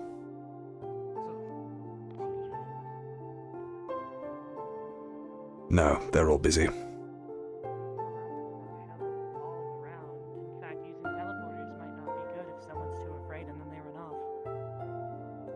Finally, someone else with a degree of sense when it comes to these teleporters. I've ever been saying that we should only be using them in case of emergency. People walk around willy-nilly, not used to the attunement of it. The crystals on it are still young, as I can see, not tempered to any real degree, and we've yet to make the improvements to make sure that everyone is in fact getting where they need to go. Exactly. This is Professor Kneller. Indeed. And this is Kneller, it's good to meet you. someone who I hope has worked on their physical fitness, Lucia. Well, very pleased to meet you. Though I am sure we will have ample time to become acquainted in the days to come. I was wondering... Luca, was it? Yes, sir. I take it Umbra is otherwise indisposed this day. Yiko was with the other students. They're walking here. He didn't, the other student didn't want to use the teleporter. Yes, So, I scried a couple of you earlier on the, second level of the castle. It seemed that you were deep in conversation, as I'm sure you are right to do so. I just wanted to say that after all things is said and done, I would very much appreciate a conversation with Umbra and its captaincy. I believe there's much work that is yet to be done. But do tell me, I understand Umbra from Calum earlier was part of the scouting mission, is that correct? Yes, sir. Have you briefed the new student on what it is that the institution is currently dealing with? No, I haven't, sir. I see. Well, in that case, I should encourage you not to keep secrets, and I would be interested in knowing what your opinion is. I believe there is going to be some sort of forum held later talking about which plan to move forward with. It would be interesting to know some of the newcomers' takes on the matter. Either way, I shall not detain you over long. Have a pleasant day, all. Same with you. Thank you, Professor. And same to you, Professor.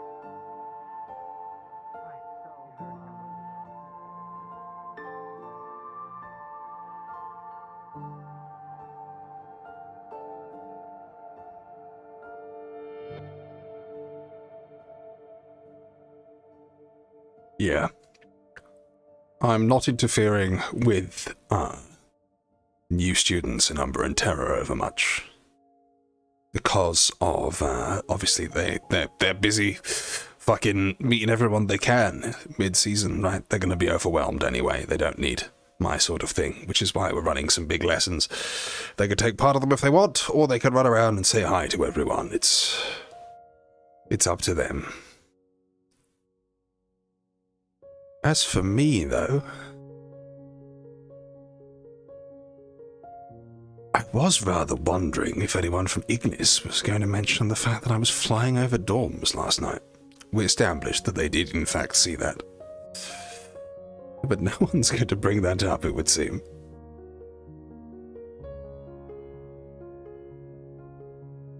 Well, is there something?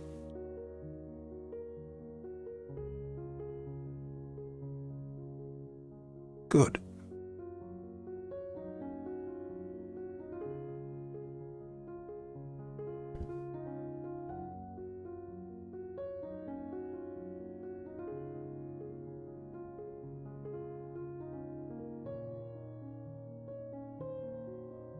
Where, oh where, are these lessons taking place?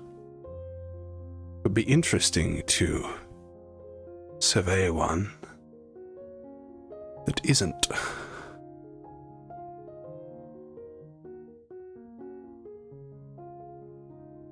All guns blazing.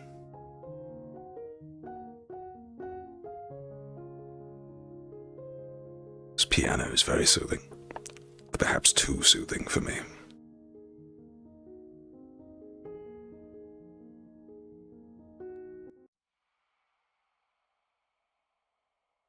The RP whiplash between Kneller, Bernie, and Arthur is insane. But I always try and do different things. I mentioned this in my Discord, but I fear, though I'm not retiring the characters certainly, that the time may come soon where one of my characters is likely to die.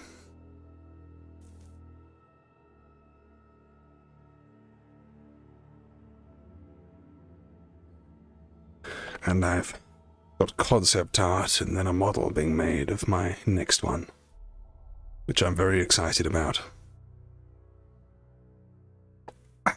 I just hope that this is a full student body so we can continue doing classes.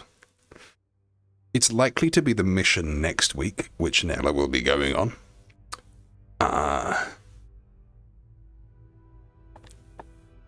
After my shadow run this weekend. The mission weekend.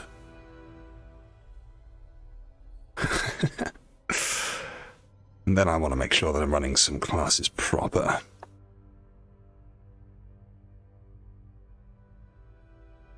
I don't think there's anyone in the school. So therefore, I think I'm going to lean a little bit on the benefits of my condition.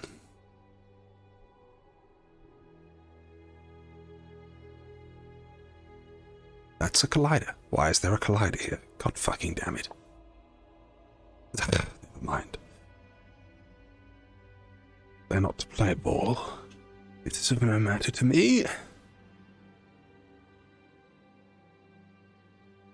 Well, those are not students. Where, oh where is everyone? They surely must be somewhere. Did I miss them in the training grounds or something?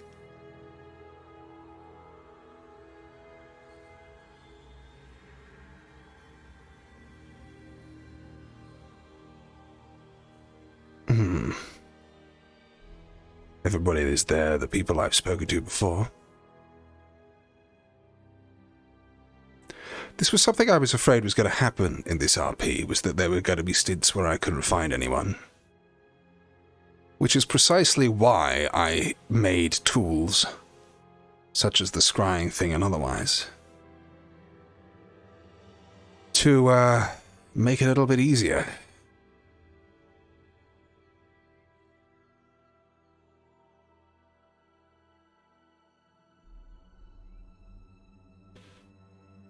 Those look like mostly props. Oh, wait. Matash. The kettle. Curious that it should give off a Malikan theatre. There's been a lot of Garg sitting by himself in this RP. Maybe I should go and say hello.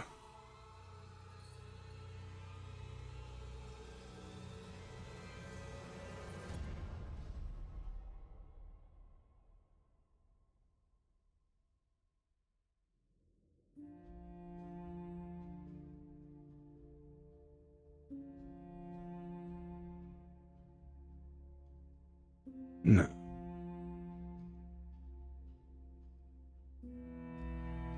Where is he?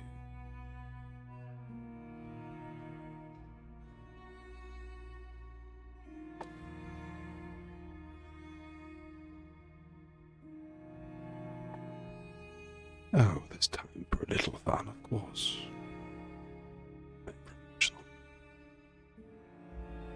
Knock, knock, knock. Hey. Outside? Yes. Door? Ah, so you were indoors. Interesting Yeah, to just see. me though. The others are all around. Yes, I noticed you by yourself. I was wondering what the matter was. Unlike you to be not charging around the grounds, making a nuisance of yourself. Well, we had like a lesson today, so part of that lesson I was considering if for that lesson, for the sake of like the lesson, just staying inside for the next like couple hours. I think that'd be kind of boring, so I'm probably not gonna do that. Why would staying inside for a few hours help with your lesson? Well, because we got tipped, so we're doing a stealth lesson. I don't want to say too much, but I got a little tip about what might be happening, so if I stay here, no one can find you. That would be better. Not that no one can find me, no, I can find them. Oh, I see. When they show up. Yeah. Well, it appears that you've got quite the stratagem then. Interesting. Well, I think I'm kind of bored, so I'll probably wander around in a second here. So yeah, sorry about like not being able to do your thing. Like Zuku went and told us, like, because I was told that you said we could do it any time today, and then Zuku came up and said we're doing it now as we were in the stealth lesson. No, it's all right. Like, I understand. I overheard something to that effect. It's all right. I was having a rather difficult conversation with Yuki at the time anyway. There's a number of people training in the grounds if you did want to sharpen your wit. I dare say this is something of a cyclical matter for you, is it not? Dreadworms. What does that word mean? It means that your journey here started with a dreadworm. And here we are with the dreadworm again, and more than one, and a queen at that. Yeah. I mean, I'm gonna keep training and preparing for that, so... gotta make sure they all die. Yeah. That's my current plan. Well, it so happens that, there are some interesting ideas going around about that. Have you been discussing plans with your team at all? Yeah, we've been discussing, well, sort of, unfortunately, we've sort of been caught on this moral, like, decision of, like, the necromancer, and it's like, I don't think that's really what I care about, to be honest. Interesting. In that case, it's a breath of fresh air. Everybody else seems to be concerned about it, including myself. You're quite made up on the matter then, is it? Well, yeah, so all the professors are telling us she's highly dangerous. She's clearly doing, like, the worst thing possible. She's tearing souls apart and destroying them. Essentially taking people's lives a second time. Innocent people, assumedly, you know, but, and at the same time, she's also a dangerous variable in the way of us getting to the actual threat, which is that cave full of dreadworms. Yes, if only everybody had such clarity on this matter. You must think it's very foolish, then, the fact that these people are willing to give her a second chance. I mean, I see why they'd think that. I think it's just a bit of not understanding the threat. Yes. I just want to, like, if it comes down to it, I'll do what it takes. Like, preferably, yeah, if we don't have to kill the necromancer immediately, because that could, like, make things more difficult in the long run. If we could just, like, incapacitate her. Zuko was going to bring up possibly, like, something Oriana mentioned was, like, a sleeping potion or some way to, like, knock her unconscious while we're in there at least. Yes. Incapacitate her so we can deal with it later. So he has at least discussed that plan with you. Idea. Yes, I was just having a conversation. Oriana brought that up. I had to have a very difficult conversation with Yuki about whether or not, if she went along with Zuku's plan, she'd be happy to smile and play nice with someone, drugging them, knowing full well that that basically was tantamount to killing her. As we surely must. Interrogated or not, as soon as she's in our custody, it's not like we can let her go. Yeah, I can see, like, how she'd be useful, but everything you guys say makes it seem like she's too dangerous to keep alive for, like, our cause of saving the world. Yes. Useful as she might be in other things, I'm sure. Well, the hope is that by detaining her, we may learn something we don't already know, and that through that knowledge, we may be able to be better served to go to war with the occult, so to speak. I understand you and Caleb are frequently running around with each other, and that Zuko struggles to find you. Is that Yeah. true? A little bit, like, he's just not good at keeping track of us. Like, we don't go that far, I don't think. Indeed. I have a Like, bit we of don't wander that far, right? I have a bit of a question for you. Oriana's very determined in who she is. Lafron is a personable individual, and Lyra is... Lyra, you two yourselves appear to be very forthright individuals. You appear to be getting on reasonably well, if that isn't too much of an assumption. Do you think that think so. Zuko has the charisma to head your merry band?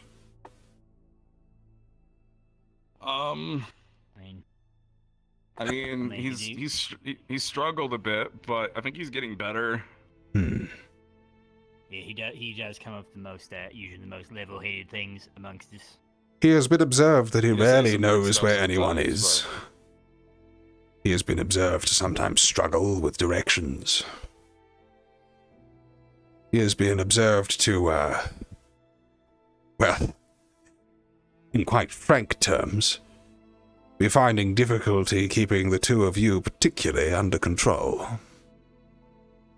Would you say that's fair? Yeah. A little bit. Yeah. Yeah, a little bit. Interesting. It would be good, I think, to have a bit of an open conversation with him about this. If you're still happy with his leadership, do try and help him out a little bit, won't you? Yeah, we can definitely talk about it if you think that's a good idea for the team. I think so. As it happens, I was talking to some of the newer students, and if they're observing as much, then I dare say it's very obvious indeed. Zuko's struggling, and you two aren't necessarily helping with that. Not that I doubt either of your commitment, one way or another. Either way, Zuko hasn't asked that I speak to you. I simply thought I'd offer a word of advice before, well, it becomes an issue, so to speak. Yeah, I think I'll talk to him because, like, I mean, my only issue with, like, his leadership has been that he sort of just shuts me down a lot. But I think he's gotten better at that recently. Does he think that you're not clever, or that you don't have anything worth bringing to the table to say? I mean, at times it's felt like he doesn't take me seriously, but, you know, I think it's gotten better recently. Do you think that you two shouldn't be taken seriously? No, I think I should be taken seriously. I think that I'm just having fun and continuing to work towards the mission of saving the world. Do you think perhaps he just doesn't understand when you're having a joke and when you're being serious, and that because you tell jokes sometimes, not everything you say is purely for comedy? Maybe that could be it. Yeah, I'm not sure. I can't speak for him. Well, either way, I'm just looking to prompt conversations. I hear good things about Ignis. Indeed, you appear to have attracted some level of attention from Miss Bellicosa, for whatever that means. She's great. You think so? Yeah, 100%. Yeah, she was told we had Midori and she didn't immediately kill her, so I think that's pretty cool.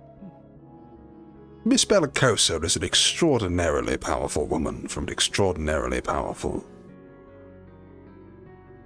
background. Has she ever told you what she wants at this school? Nope. Why she's here? I know they're all gonna remember. Out the other side of the world with ASICs between us and her homeland, teaching students when she could be living in all of the riches and splendor that she could muster. Seems like a very noble choice to come here. Do you think she's very noble? She seems caring. Yeah, she is over there. So. She runs slave trade. Does she? Yes. The Madari are her slaves. Well, they seem rather happy about it. They're bred to.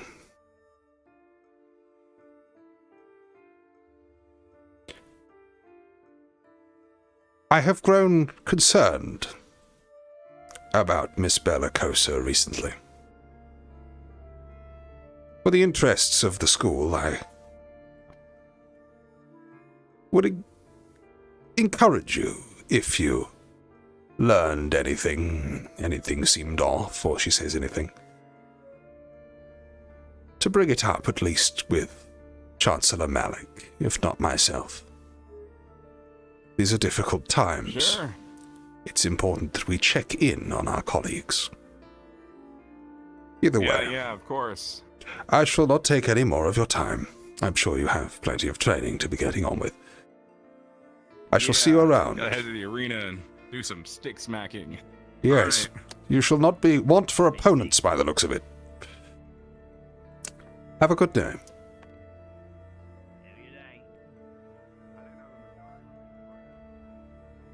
He didn't know they were fucking slaves. Jesus fucking Christ. Yeah, he casts a shadow. I could fix it, but I don't want to. I think it's kind of cool. You could just make the outline of me, like, even when I don't have the smoke on, you could just tell I'm there. And the fact that there's this kind of hollow body with a shadow about, I think is just really cool.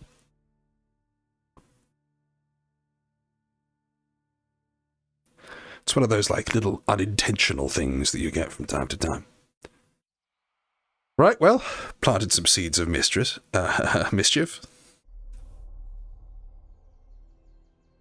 Kettle, best RP character so far. Yeah. It's because I've got props that I can scan for on there. Because, you know, obviously I wanted to show up if a student is holding something, so I could see if they're about to smack someone in the head or something like that. But it does mean that I get a few false flags. Such as that kettle. Is that someone? No, it's a plant. Or is it? Is it a moving plant?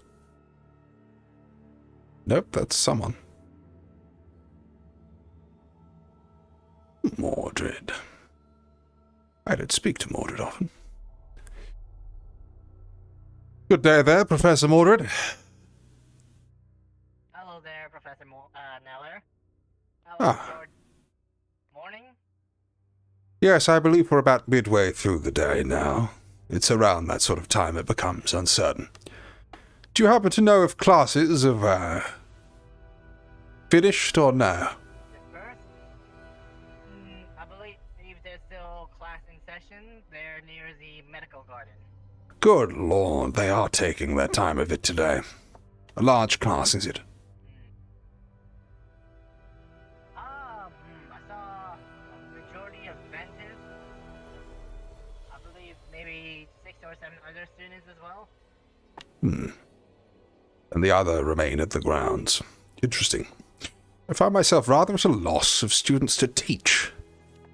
I don't suppose you know, what they're doing over in the medical facilities? I believe something of medical practice, medical training of sorts. That would follow. I shall go and have a look. Thank you very much for your instruction. Have a pleasant day. You as well. The troublemaker.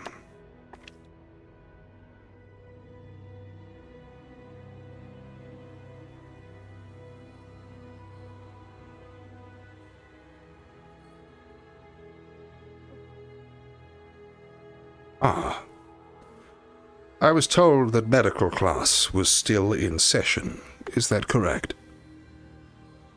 It just finished, sir. Ah, excellent news.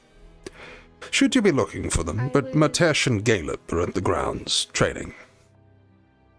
I asked Jackson to message Yuku, and I was going to wait for him at the seats in front of your class. Ah, marvelous. In that case, I shall be along shortly. Thank you.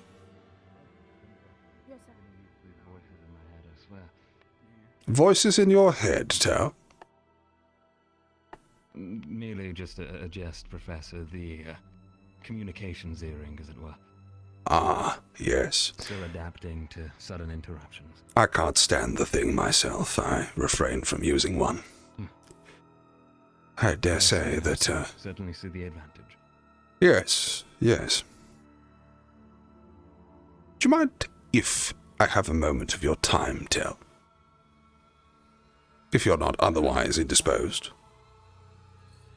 Yes, of course, Professor. Certainly. In that case, thank you very much, Jackson.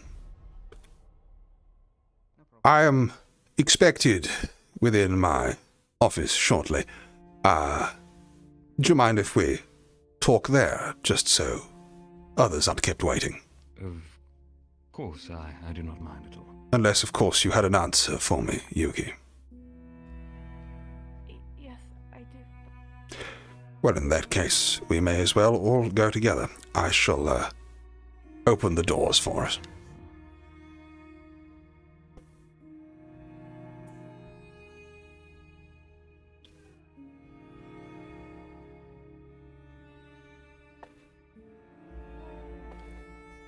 What was happening is that they had us fight each other, and they had us inhale again.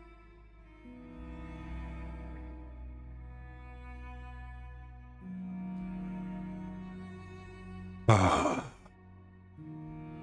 Good Lord. Ah, that's better. Very good. Well then, I shall not keep you over long. Yuki,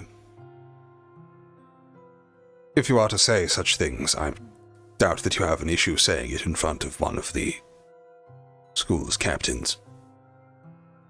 What then is your answer?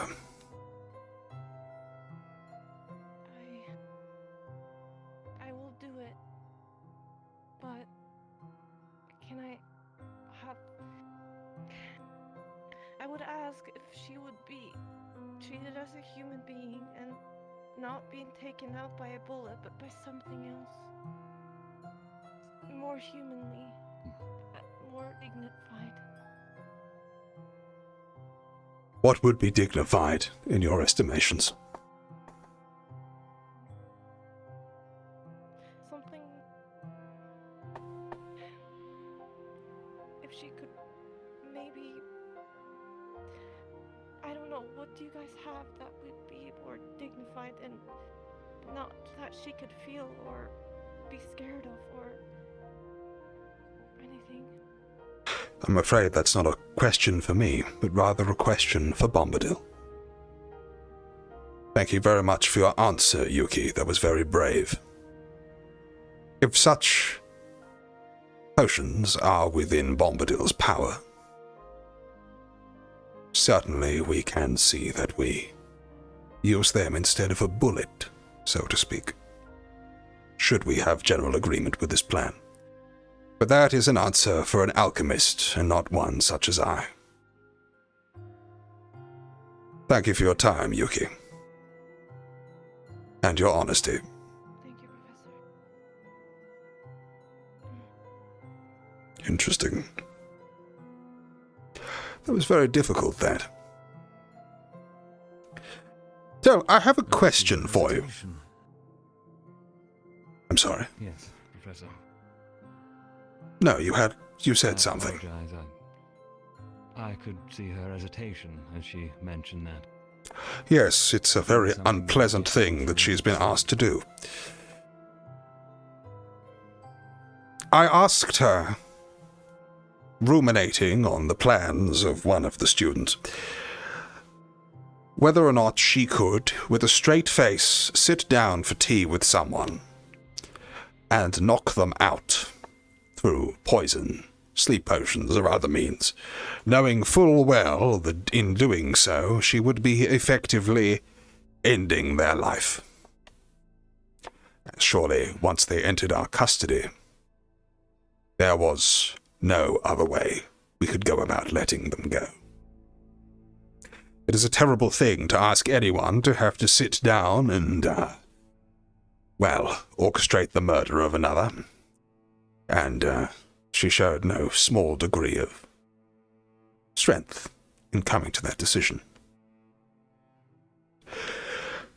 But it's rather interesting, isn't it? And that's rather what I wanted to talk to you about. You have an interesting problem, Tell. A microcosm, perhaps, of a larger issue, and I would know your thoughts on it. You are the head of a team of remarkable opinions. Between Val, Stella, even young Anura, to say nothing of Sorelia, who it seems there is a long way to go with yet. These are all people with very stern opinions of how and why things should be. How do you plan to lead them? How do you plan to unite all of those ideas?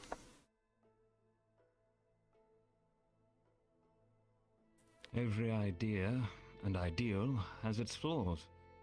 By exposing the flaws within everybody's ideals that are present, we're able to expose that in return everyone has their flaws. We're able to work with each other whether we agree or do not in order to fill the gaps within those flaws. My word, you choose a difficult path.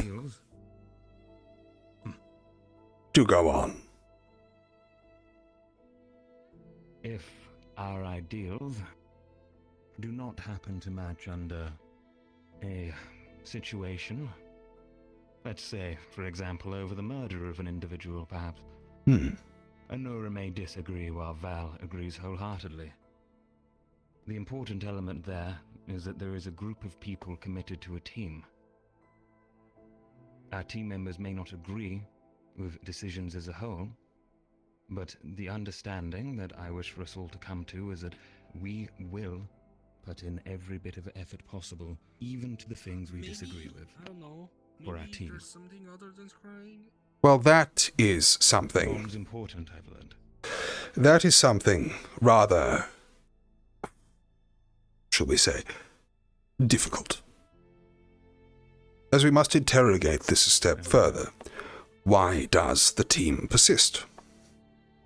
Why does the team exist? Now, it could be in primal society. Why does any civilization form? Because it is within their mutual best interests to do so. In the tribes of Droza, people match together because they have no other choice. It is do that or die. That is not necessarily the case for the people of your team, no? In fact, one could very reasonably argue that whilst there is a assumed safety here on this institution grounds, they are putting themselves and volunteering to do so in the direct line of danger. So why are they committed to the team? Well, usually one would theorize that there's something more noble about it, or something larger, a cause or idea. What is the idea and cause of Team Lumen?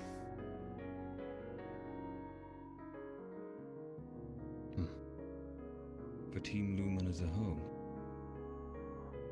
Well, I suppose the predominant task of that would be to further our own individual interests as a collective. We seek to elevate each other. I suppose that's the short of it. It's the short of it in principle, but not in practice. I dare say that there are very few people who, on their deathbeds or in moment of despair, are thinking about mutually moving forwards together. In times of desperation, people need something more concrete than that. Sorry, there was a voice in my head. Could you repeat, Professor? Of course. My fear is that your goal and lofty ambition isn't quite clear enough. That people in their moments of weakness will struggle to coalesce behind the mutual best interest. There needs to be an ideal, a set of principles, a standard. Every tribe, every civilization has agreed upon laws and standards, things that are generally held that they will or will not do. Bloody hell, you need to be able to take those things off. Mute this damned thing. Yes. Knock, knock. Hello, you know what I mean? Yes, just one moment. It will not be much longer. Alright. I want to know, from your own eyes, do you think that the Rosewood Institution has a clear goal and an objective, a set of principles, an agreed-upon practice, a set of laws? Do you think that civilization has founded itself within this restored fortress? I don't expect you to answer now, but I have suspicions, shall we say, as of recent conversations, that the staff is not as united beneath Malik as once they could be. This is a difficult thing for me to bring forwards to him, but certainly something I would appreciate your input from. I believe we both have a similar problem here, and we both stand to reason it out. Very well. Well, from my understanding, the ideals of our Chancellor, especially the ideals of a man from Droza who's been raised there and lived most of their life there, may differ to that of those born within other continents such as Faveria, for example. Let me put this to you in no uncertain way before I discharge you, as I fear I cannot keep them any longer. The people who are teaching at this school are not here first and foremost because they love teaching and wish to spend their final days doing so. Each of us are here with valuable skills that could be employed in anywhere else in the world. Take the army of Palvindor and General Morgan, for example. Would you not argue that he has a more credible force to fight the apocalypse than this nascent batch of recruits? The people who are here for a reason other than your tuition.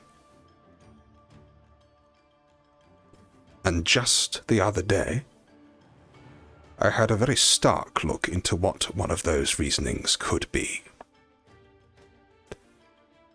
So, tell. Do you understand the gravity of our conundrum? I believe I do. And if it is as you say, then as you have described beforehand, everyone has their own motives, do they not? Yes. Do those motives damage the goals of what you might describe this academy, then? Just the other day, I saw reason to believe such. People must be united under a common idea.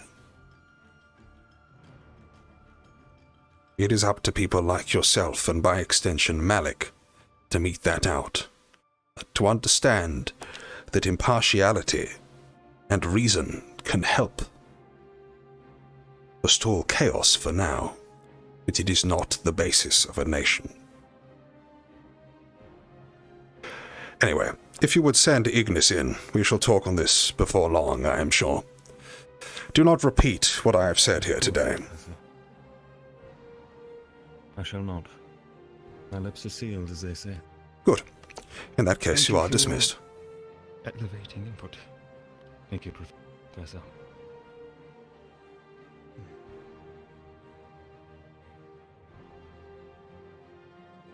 I like Tell. Tomo's great.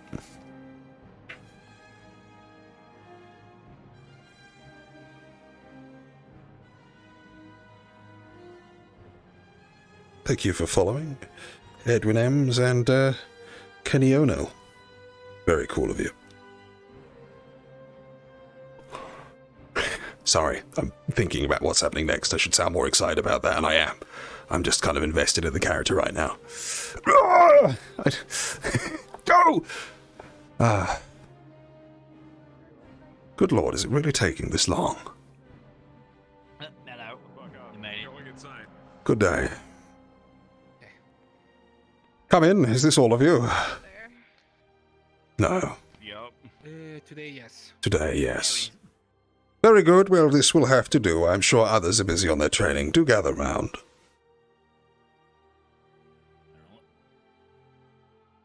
I do apologize for my current appearance. It's been a day of many people running around. I'm gathered you here today. In fact, you may have heard of such, that I'm having a little bit of a inquiry, a little bit of an investigation into how things are progressing with the teams, as we are, I believe, still calling them. Checking how things are progressing. My findings so far have been varied, but yet, sadly, similar in their overall trajectory. I was talking to Zuko earlier about his experience as captaincy.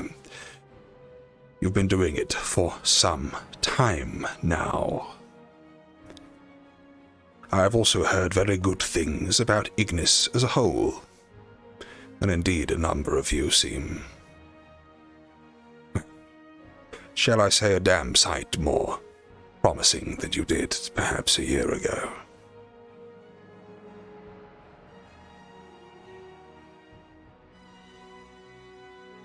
I'm curious then as to how well you know each other. Zuko, you are the captain of your fellows. What does Murtesh want from life?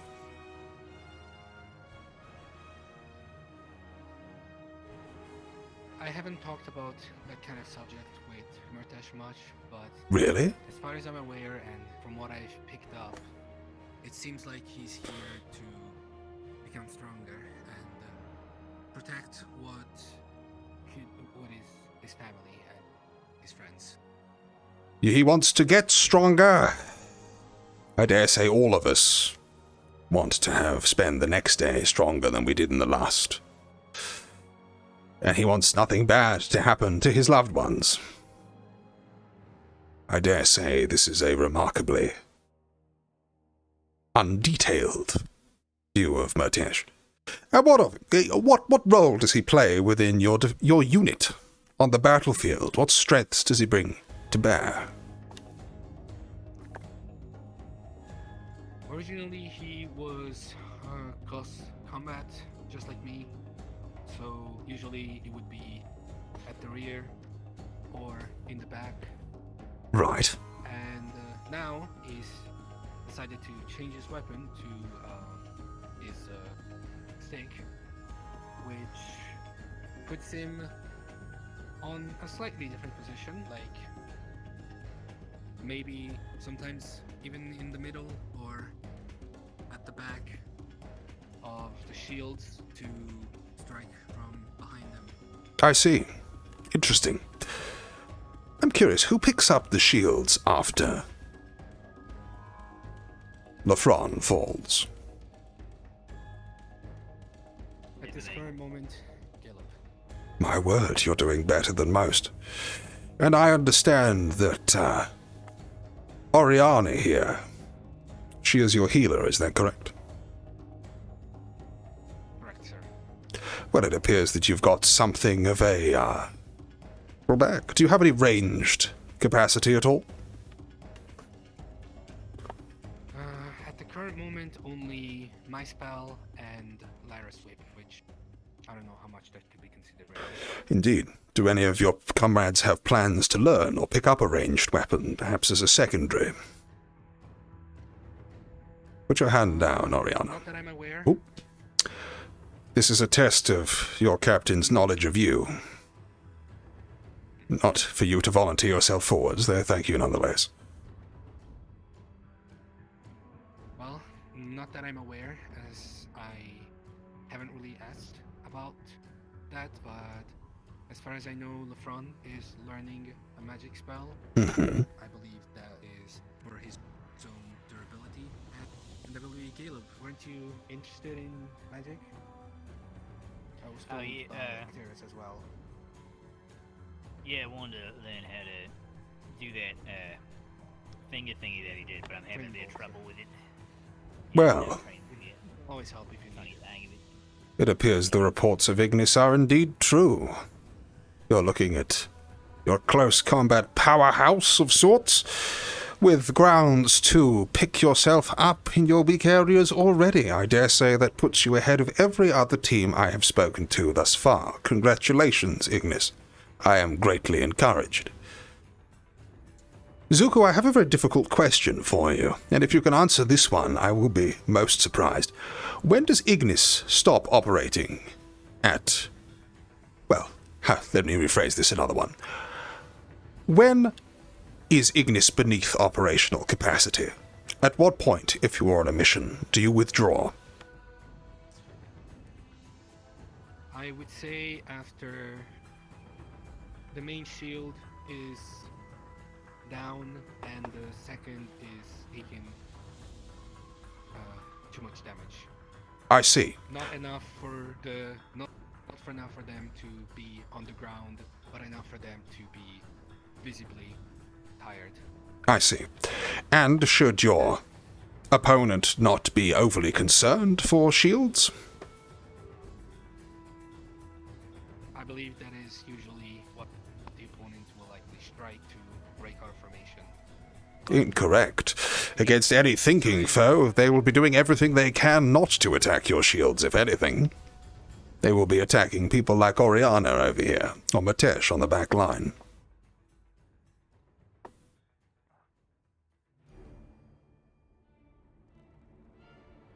I see. No, you're doing much better than most. My, only question is, Caleb, did you know that? Did you know that ultimately it's your decision to figure out whether or not Ignis should withdraw from combat? I don't think it did. Interesting. And you were going to tell him that in the heat of battle, were you? No.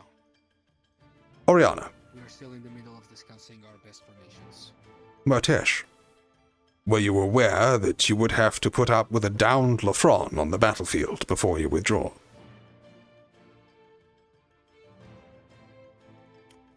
I believe I was on that. Which one of you is transporting Lafron out of the field? I could carry him, sir. You could carry him. And I can help. I see. So we're sacrificing the healer and indeed another one of your backline offensive individuals, and one with a ranged weapon capable of keeping people at a fair distance in order to retrieve Lafron. Interesting. Fair enough, then. Matesh, you've been hanging out with Caleb a fair amount, it's been observed. Who does Caleb want to be? think he wants to train himself, not just in physical force, like he's very strong, obviously, but he seems incredibly intelligent. I think he's here to learn, maybe even more so than to train. Well, let's perhaps be a little bit more specific with what I'm asking. What is the dream for Caleb?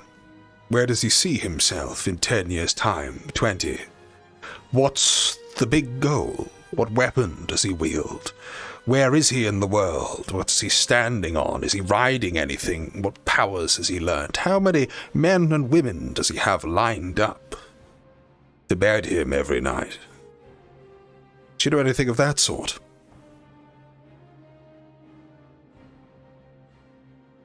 I can't really say I've ever gotten very personal with Caleb. He's been really fun to hang around, but we've mainly just trained together. Very good. Well, I dare say I've kept you waiting long enough, so I won't draw this exercise out. I dare say that if I were to ask you any great detail about any one of your colleagues' ambitions and hopes and dreams, you would give something very similar to what Zuku gave originally, if that would be correct. They want to get stronger and protect their families, and vagaries of that sort. Could any of you object?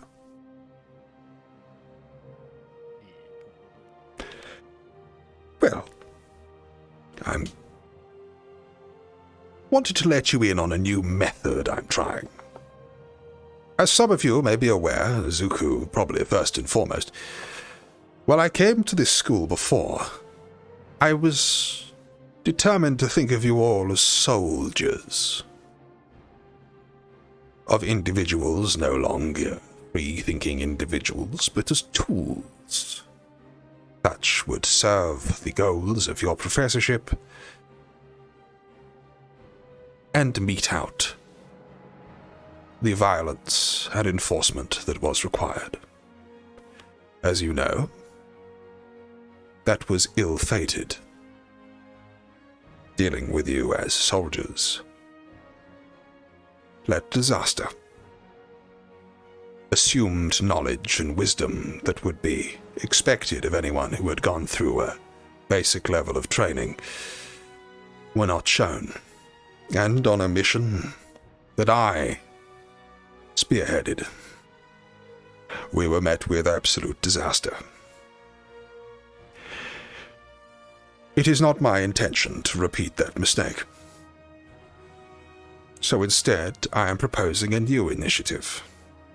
Instead of me telling you that you are to be soldiers, I want to know instead who you are. Not now, not next week, but as the people you want to be. I want you to come back into this room and introduce yourselves to me with any titles or powers that you may have. Maybe the greatest warrior ever known. Maybe the founder of a new martial method based on the stick. Whatever and however outlandish it may be. As we do not need soldiers. We need outlandish and exceptional people. And after you've told me who you are, and after you all know who everyone around you wants to be, I dare say we will be better suited to continue training. Wouldn't you agree? This is a difficult thing I'm asking of you. I dare say I wouldn't know how to answer it when I was your age. But nonetheless, you are exceptional, or are to be. So I'm sure next time that we meet within this classroom, you will be able to introduce yourselves to me yet again. Does the task make sense? Yes, sir. Excellent. Yes, sir. And I dare say, Zuku, when you know who these people are under your wing, you will be better placed to, how shall we say, inspire them and encourage them in a way that's mutually beneficial to both them and your goals as a leader. But I have taken enough of your time. You are dismissed.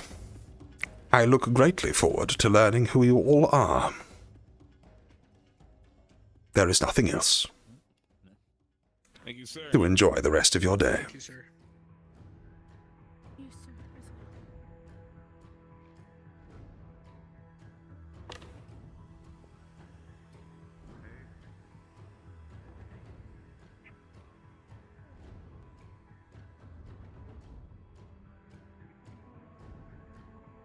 Yeah, you knew squad talk was coming.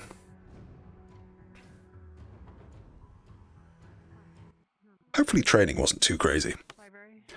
It's weird for me because I can't hear the music loud enough. I'll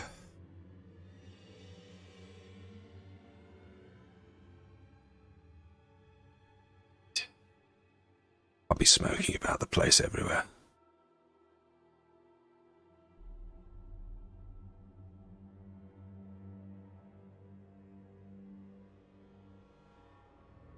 I dare say we have a few more moments of corporeality in us.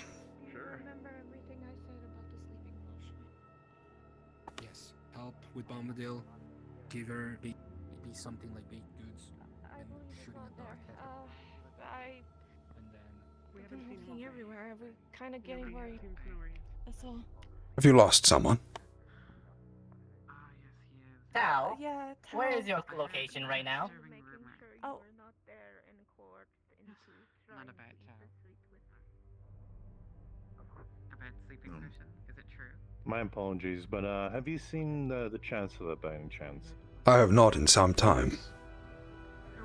Alright, I appreciate it. He's not responding. Excuse me. Getting worried. Do you mind if I talk to you privately? I don't know. Where was his last known location? I shall help you find him. Want to have a meeting with her? The last time I saw him, he was over there, but that's a while ago. We were talking. Shadum Selo. One moment, Tao. Sorry. Right. It seems to be a missing student. Go now, find your cousin. Yeah, Tao. Surely already begun. Tao. That is. Interesting. Yes. I don't think my message got through to him, maybe? The Didn't one respond. with the...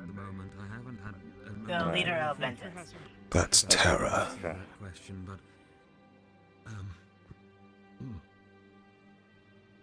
I've got a pressing. I take it you've checked within the dorms. Just to double check. I've already went through tried it, right? contacting him. We've checked the farm, the docks, the arena, the dorms. Zuko, Very good. if you could potentially inform me over this year. I shall search for him myself and let him know you are concerned. I'm afraid I fear that neither of you are able to follow me. Do let me know if you find anything.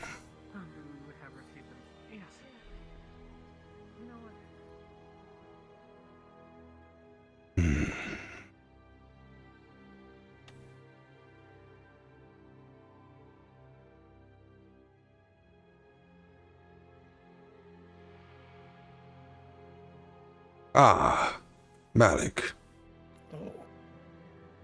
It has been a difficult day. I do apologize. No, it's understandable. Give myself one moment. There we go. Taolani has gone missing. They are unable to contact him on the Aethertech earrings. His team grow nervous about him, and further, Octavian has been searching for you. He is within the boundaries of the school at this very moment. I go now to search for Taolani myself. I will let you know if I find anything.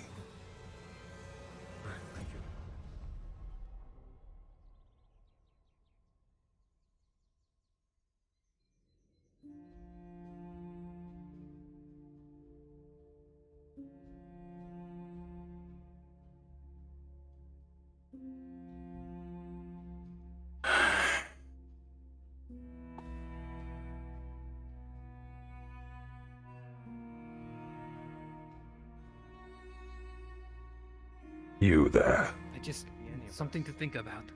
We are searching for Taulani. You found him at all? Seen him recently? I've not seen him since the last class, sir. When was the last class? A while back. Also, he disappeared halfway through. Did he say anything before he went? No, he quite literally disappeared, sir, without saying anything. Understood.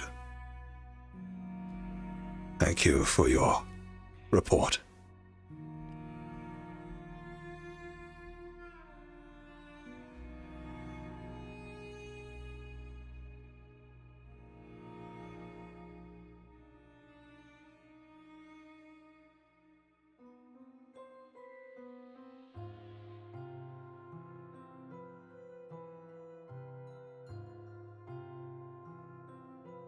Interesting.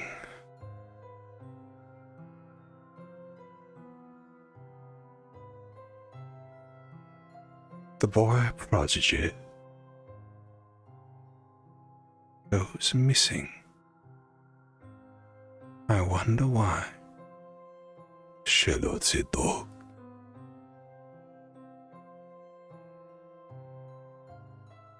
Not within the tower?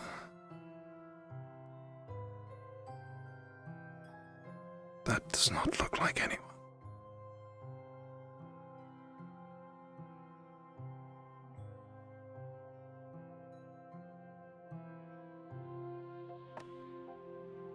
Ah, they're too far out for my senses. This is becoming taxing.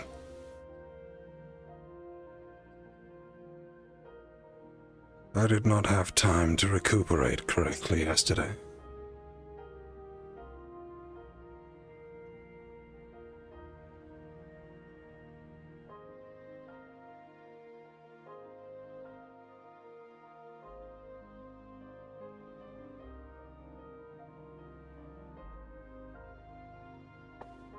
A difficult time.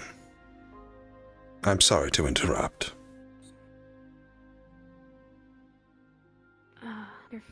It's fine.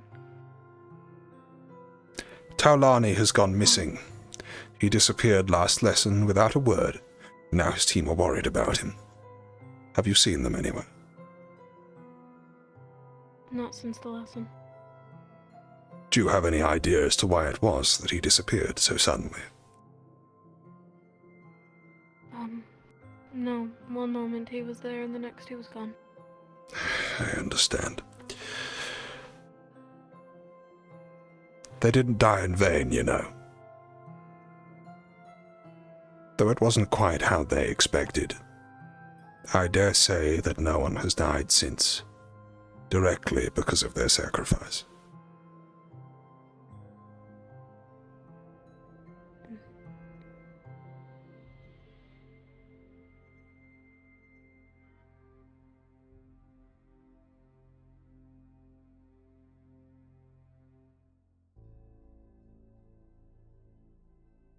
No. St. Halfwalk. Where would I be?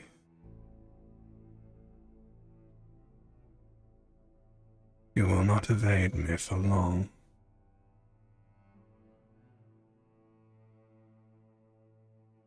I'm sure if he was in the school, he'd be found already. Where, then? I have already scried over much today. Shall have to hope that the winds continue to carry me.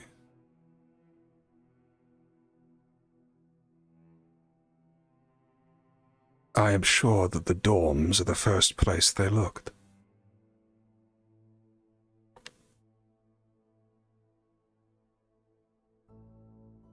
But I would rather be sure than...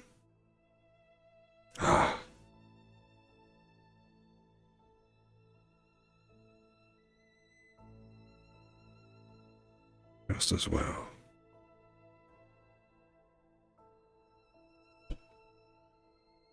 So, where have you been?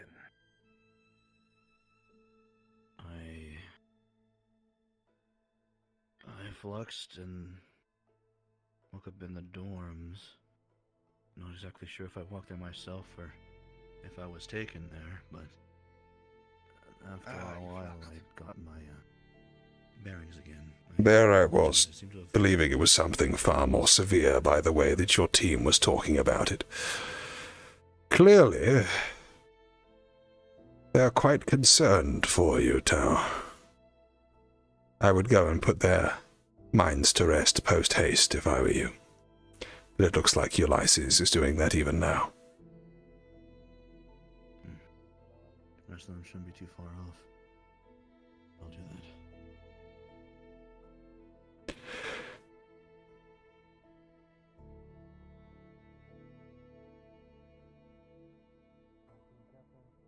Rancid.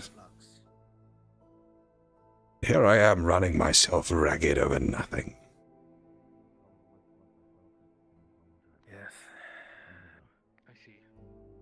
Alright. Tao, if you could come with me in the warehouse, we're going to be discussing. Do you have time for a word, Malik? Of course. Alright. I'll be waiting for you. Go ahead and wait there. I'll be waiting for you. Yeah, I'm gonna find my team. They should be at the main building. Opinions amongst the students are quite divided on the matter of this necromancer. I've heard the little rumblings here and there.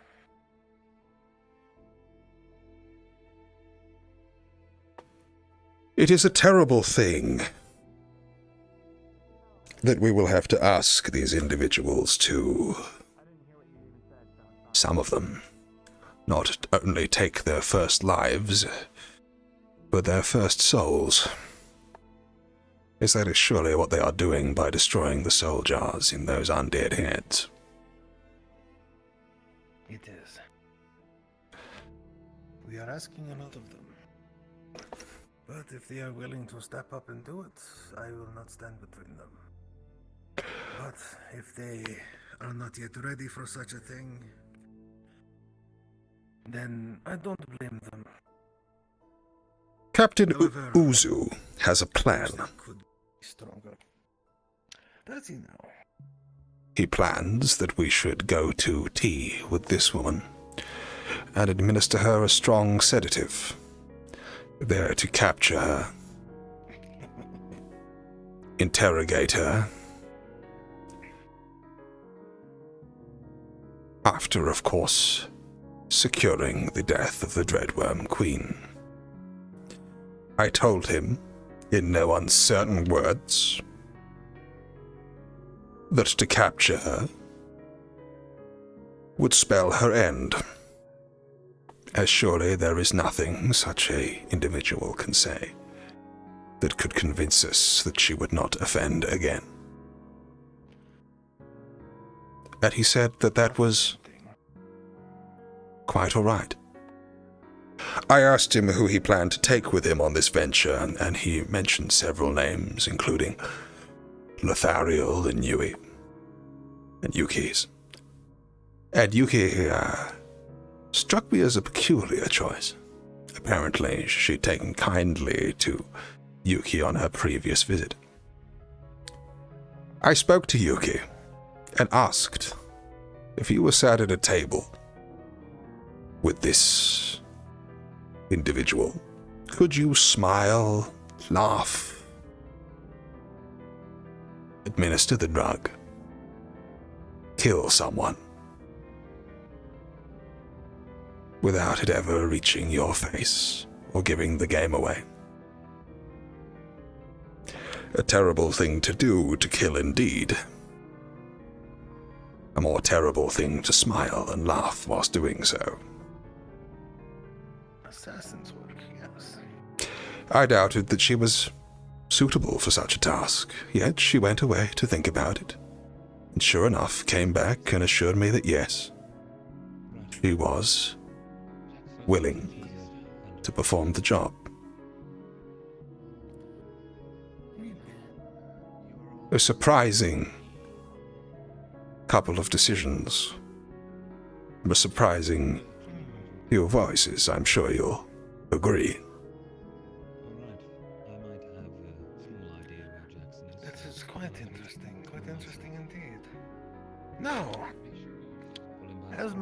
defense expert. What are your thoughts on this plan? My thoughts are...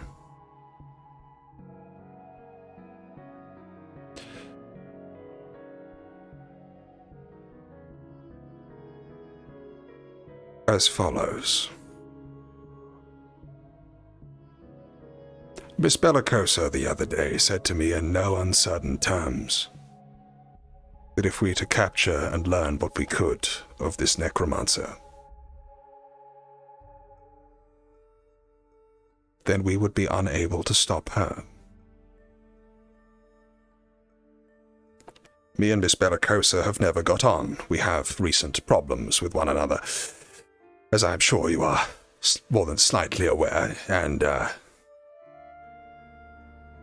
we should find a more private area to discuss this. We should. Of course.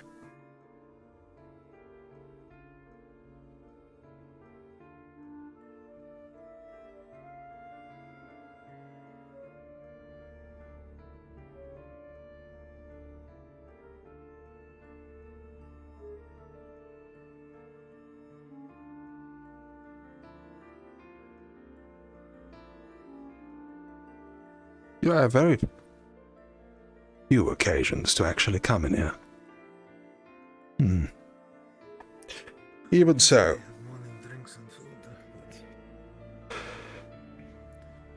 Miss Bellicosa, in no uncertain terms, sounded, for the first time since I have ever known the woman, almost afraid. Afraid of what would become of her if she obtained this power. If she was to learn the secrets of necromancy. This is something that we cannot ignore. No.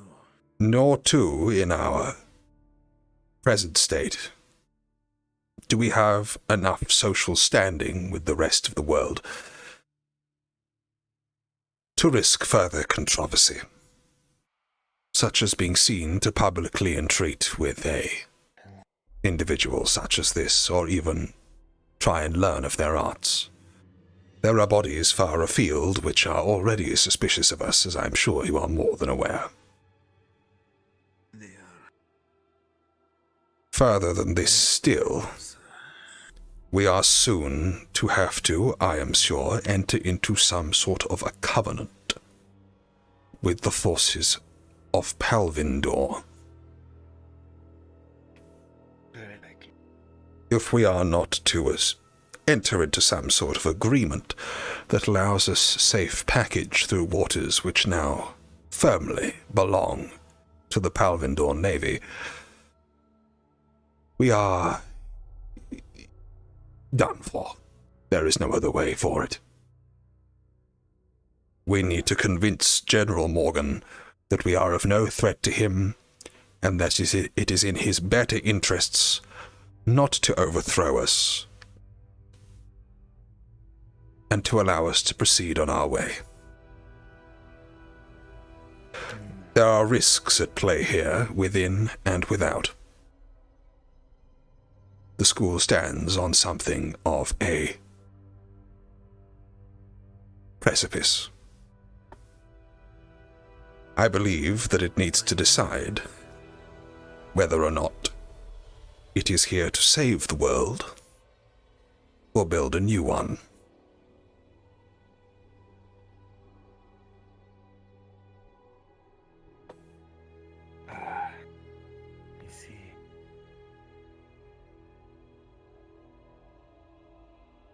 You think perhaps instead of raising our arms in magic against this faceless, guileless enemy, to instead bunker down and hold out through the storm? No. I think that the teachers aren't united in their cause for being here. That Miss Bellicosa is struggling to see a value proposition in this school, much the same as everyone in further waters are struggling. I fear that whatever Miss Bellicose's objectives are, she could easily achieve them had she an army of the dead at her back. And given her current proclivities towards kindness, I doubt she will have much of a quandary with doing so.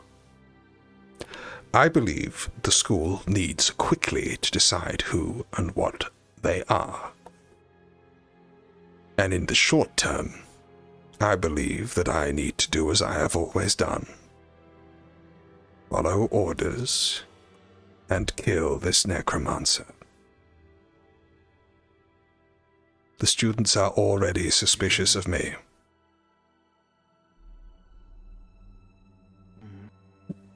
And whilst I am more than happy to encourage their discussion, as holistic thinking is likely going to be required before the end, I fully intend to go up to that woman, meet her for dinner, as the students say, and then shoot her in the back of the head. As it should be. We cannot allow this witch to live. And now, we have to worry about the witch in our midst, looking to gain her knowledge. Quite the opposite. Whether or not she is afraid of the kind of woman she could become if she gains this knowledge. Wait. Are you saying we do give Bellicosa this knowledge? No. I am saying that she is actively seeking not to learn this knowledge. I am saying that in saying to me,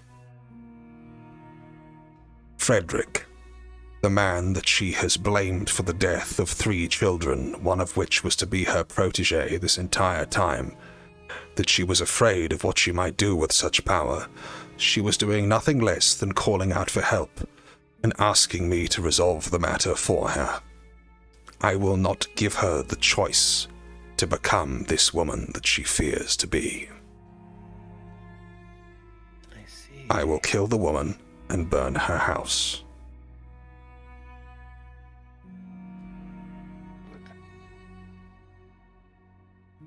You are also to destroy any soldiers you find in her possession.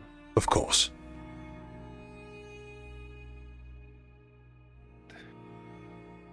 However, as your defense expert, we must consider the implications that this will have upon the student body.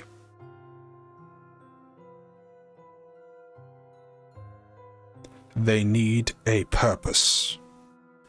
They need to be unified. I do not believe that each teacher here, as I am sure you're very much aware, is here purely out of the goodness of their own heart.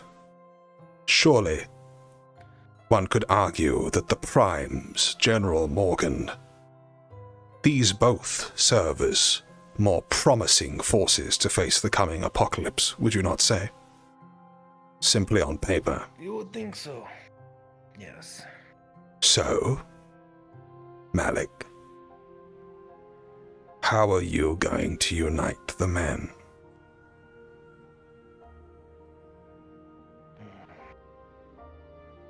When I do this, and when the students are up in arms, and when no one can trust anyone,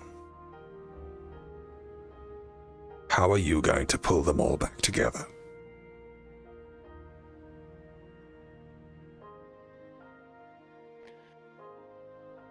I don't know yet. I will need to meditate on this. You said yourself that the world needs to. That we have something in common then. Children like ideas. They like to believe they're principled because they do not have the experience that forces a man to many terrible things. Each of the youth consider themselves to be just and noble, and look to their elders with a source of hate and distrust, because they do not understand the decisions they have had to make.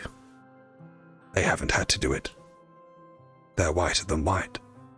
They've not had to make their own decisions. What they respond to more than anything else is ideas and principles. You have said that we will stand before the darkness and we will not be afraid. But what does that mean?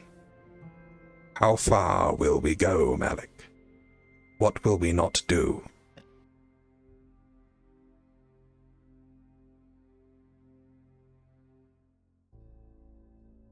I want to say we will go as far as it takes.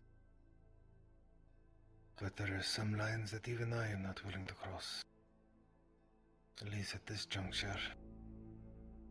It turns out we need the souls of enlightened beings to close the rifts.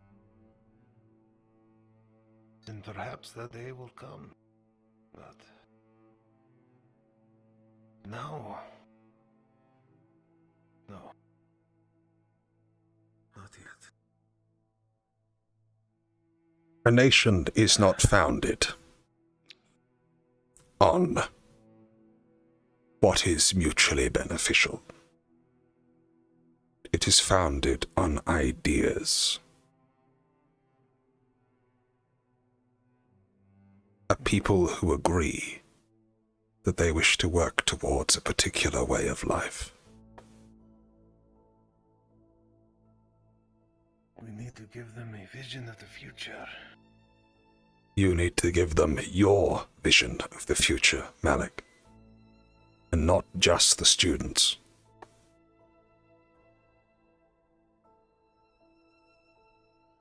I see. I will meditate upon this. But thank you for this.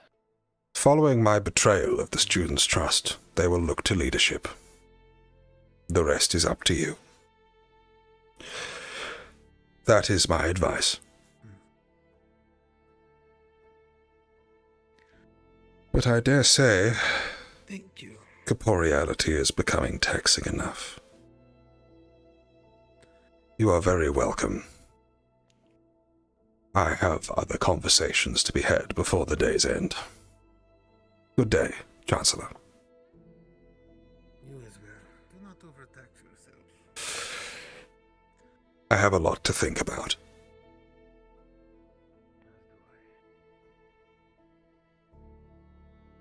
Let's see if Telkaras and Malik, both Trozens, one of which half-dragonborn, one of which full-ass dragonborn, dragonkin even, I forget which one it is. Let's see if they arrive at the same decision. Won't that be interesting?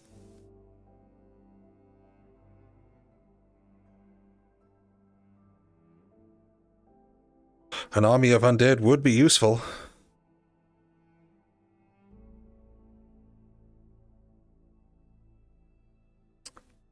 Yes, I'm trying something different with it. At the top of the head, there should be more things visible, so something's gone wrong with that. I redid that today and didn't see how it would work. Good fucking lord, I need a new controller. This thing is bugging up. Glad I've got the smooth cam on. Hopefully that makes it more manageable for you guys. Let's go back to this one. I like this one. I hope the volume's been okay today.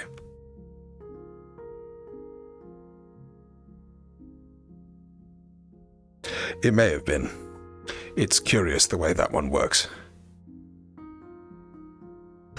What it actually is Poyomi's, it's Poyomi Pro Teleport or something like that. It's supposed to mimic beaming in from above. I'm just using it in an interesting way. Fucking people with their teleporters have been heading me off the whole bloody time.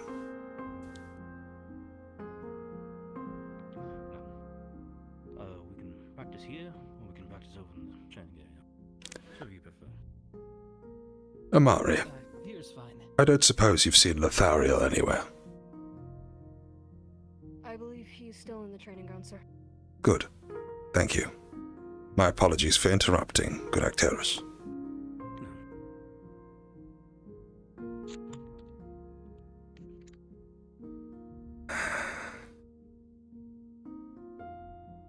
This is too much. God damn it.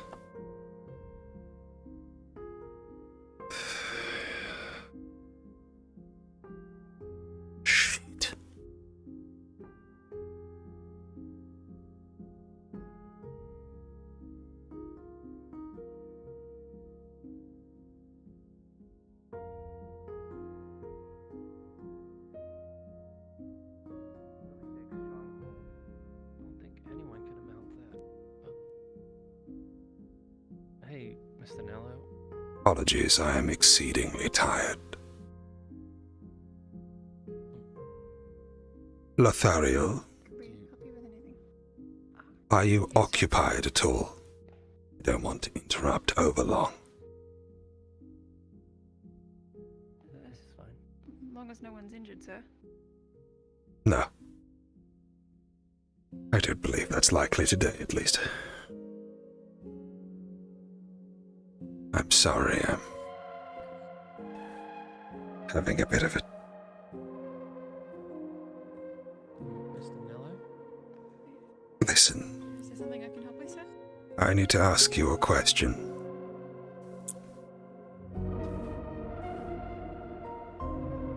An idea has been posed. The idea is to trick this necromancer into consuming a sleeping potion. A sedative capable of knocking them out. Your name's been put forward as one of the individuals who will come to this table by the plan's proponent. This is not my own suggestion. Avi, if it's not too much, could I ask you to step aside for a brief while I complete this conversation? Yes.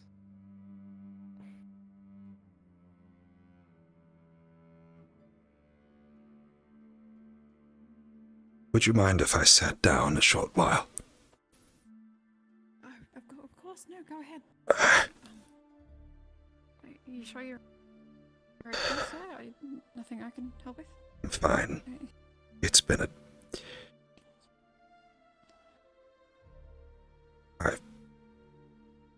Don't worry.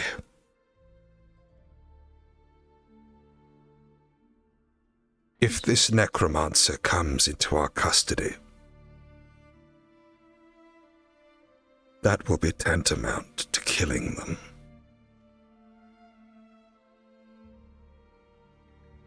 And should we learn everything that we need to learn from them, what could she possibly say that would allow her to walk free, knowing what she's done?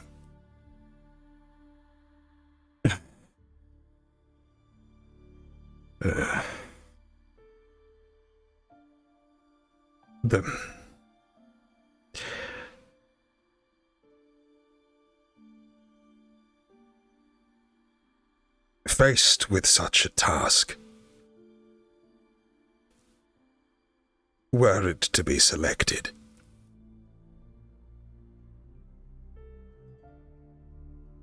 do you think that you could do it?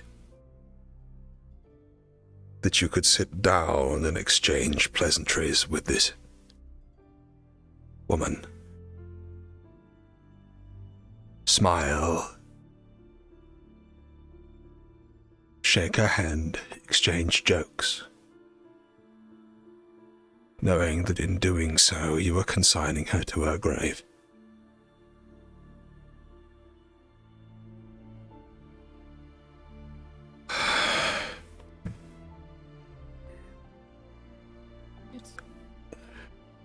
That's what's being asked of me to do, so...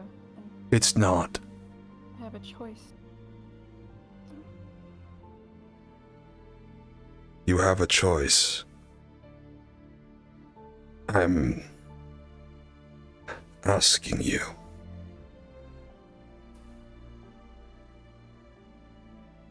If no one were forcing you, could you do it?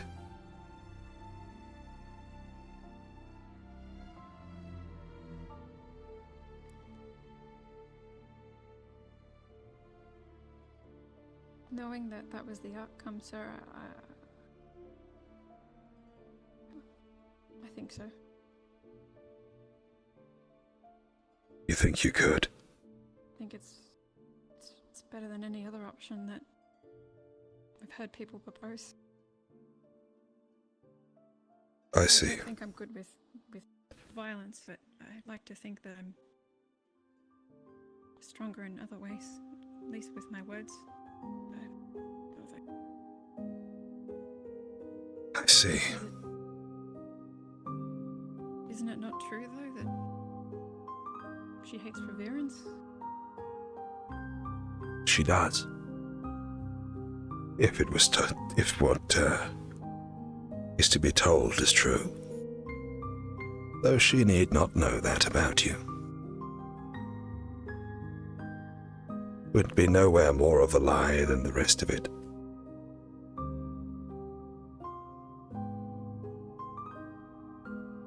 Even now, Lothariel, Bevera is falling. You know that, right? Caldwell's told me, so. I have had to suggest that in order for the school to be able to continue to operate, we would likely have to enter a covenant, an accord, with General Morgan. We have to ensure ourselves that assure him that we are no threat to his domineering plans.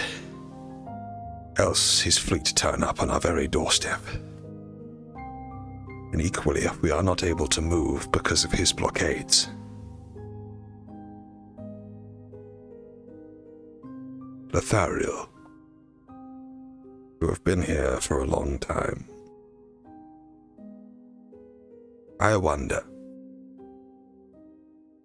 do you think that the people of Fevera will be interested in saving the world after theirs has ended?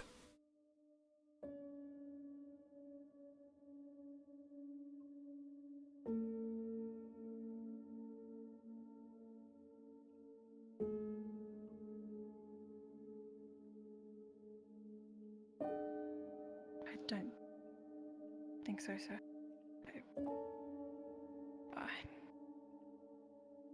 Being Fevera myself, I'm extremely angry at Palvendor. I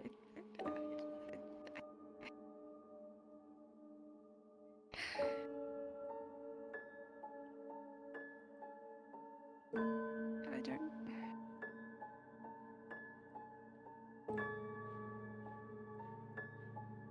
I can't speak for the country though, but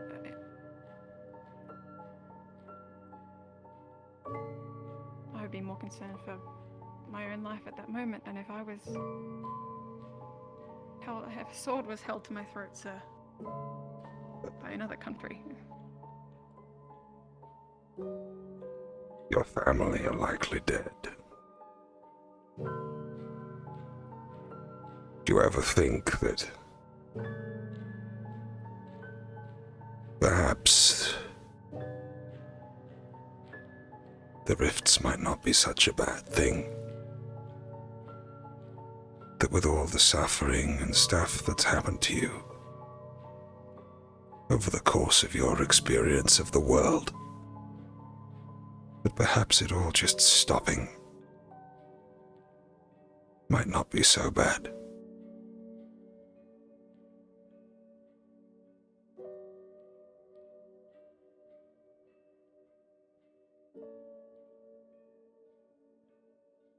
Yes and no. Me too.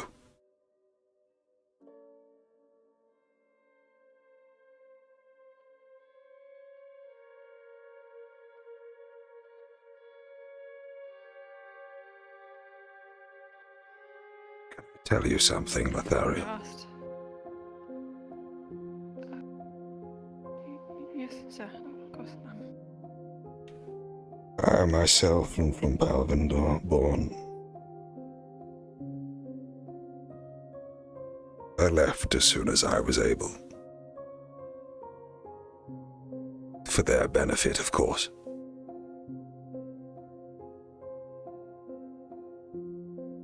Do you know how they repaid my service?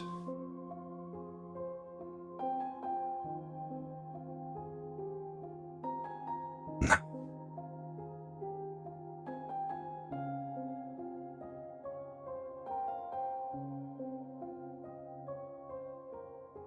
Worse than so.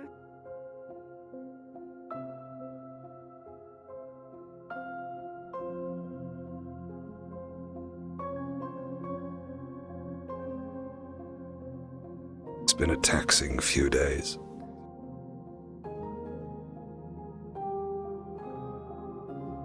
Forget I said anything.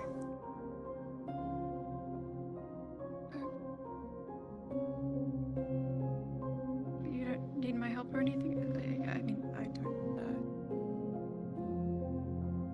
I'm... do you not want to...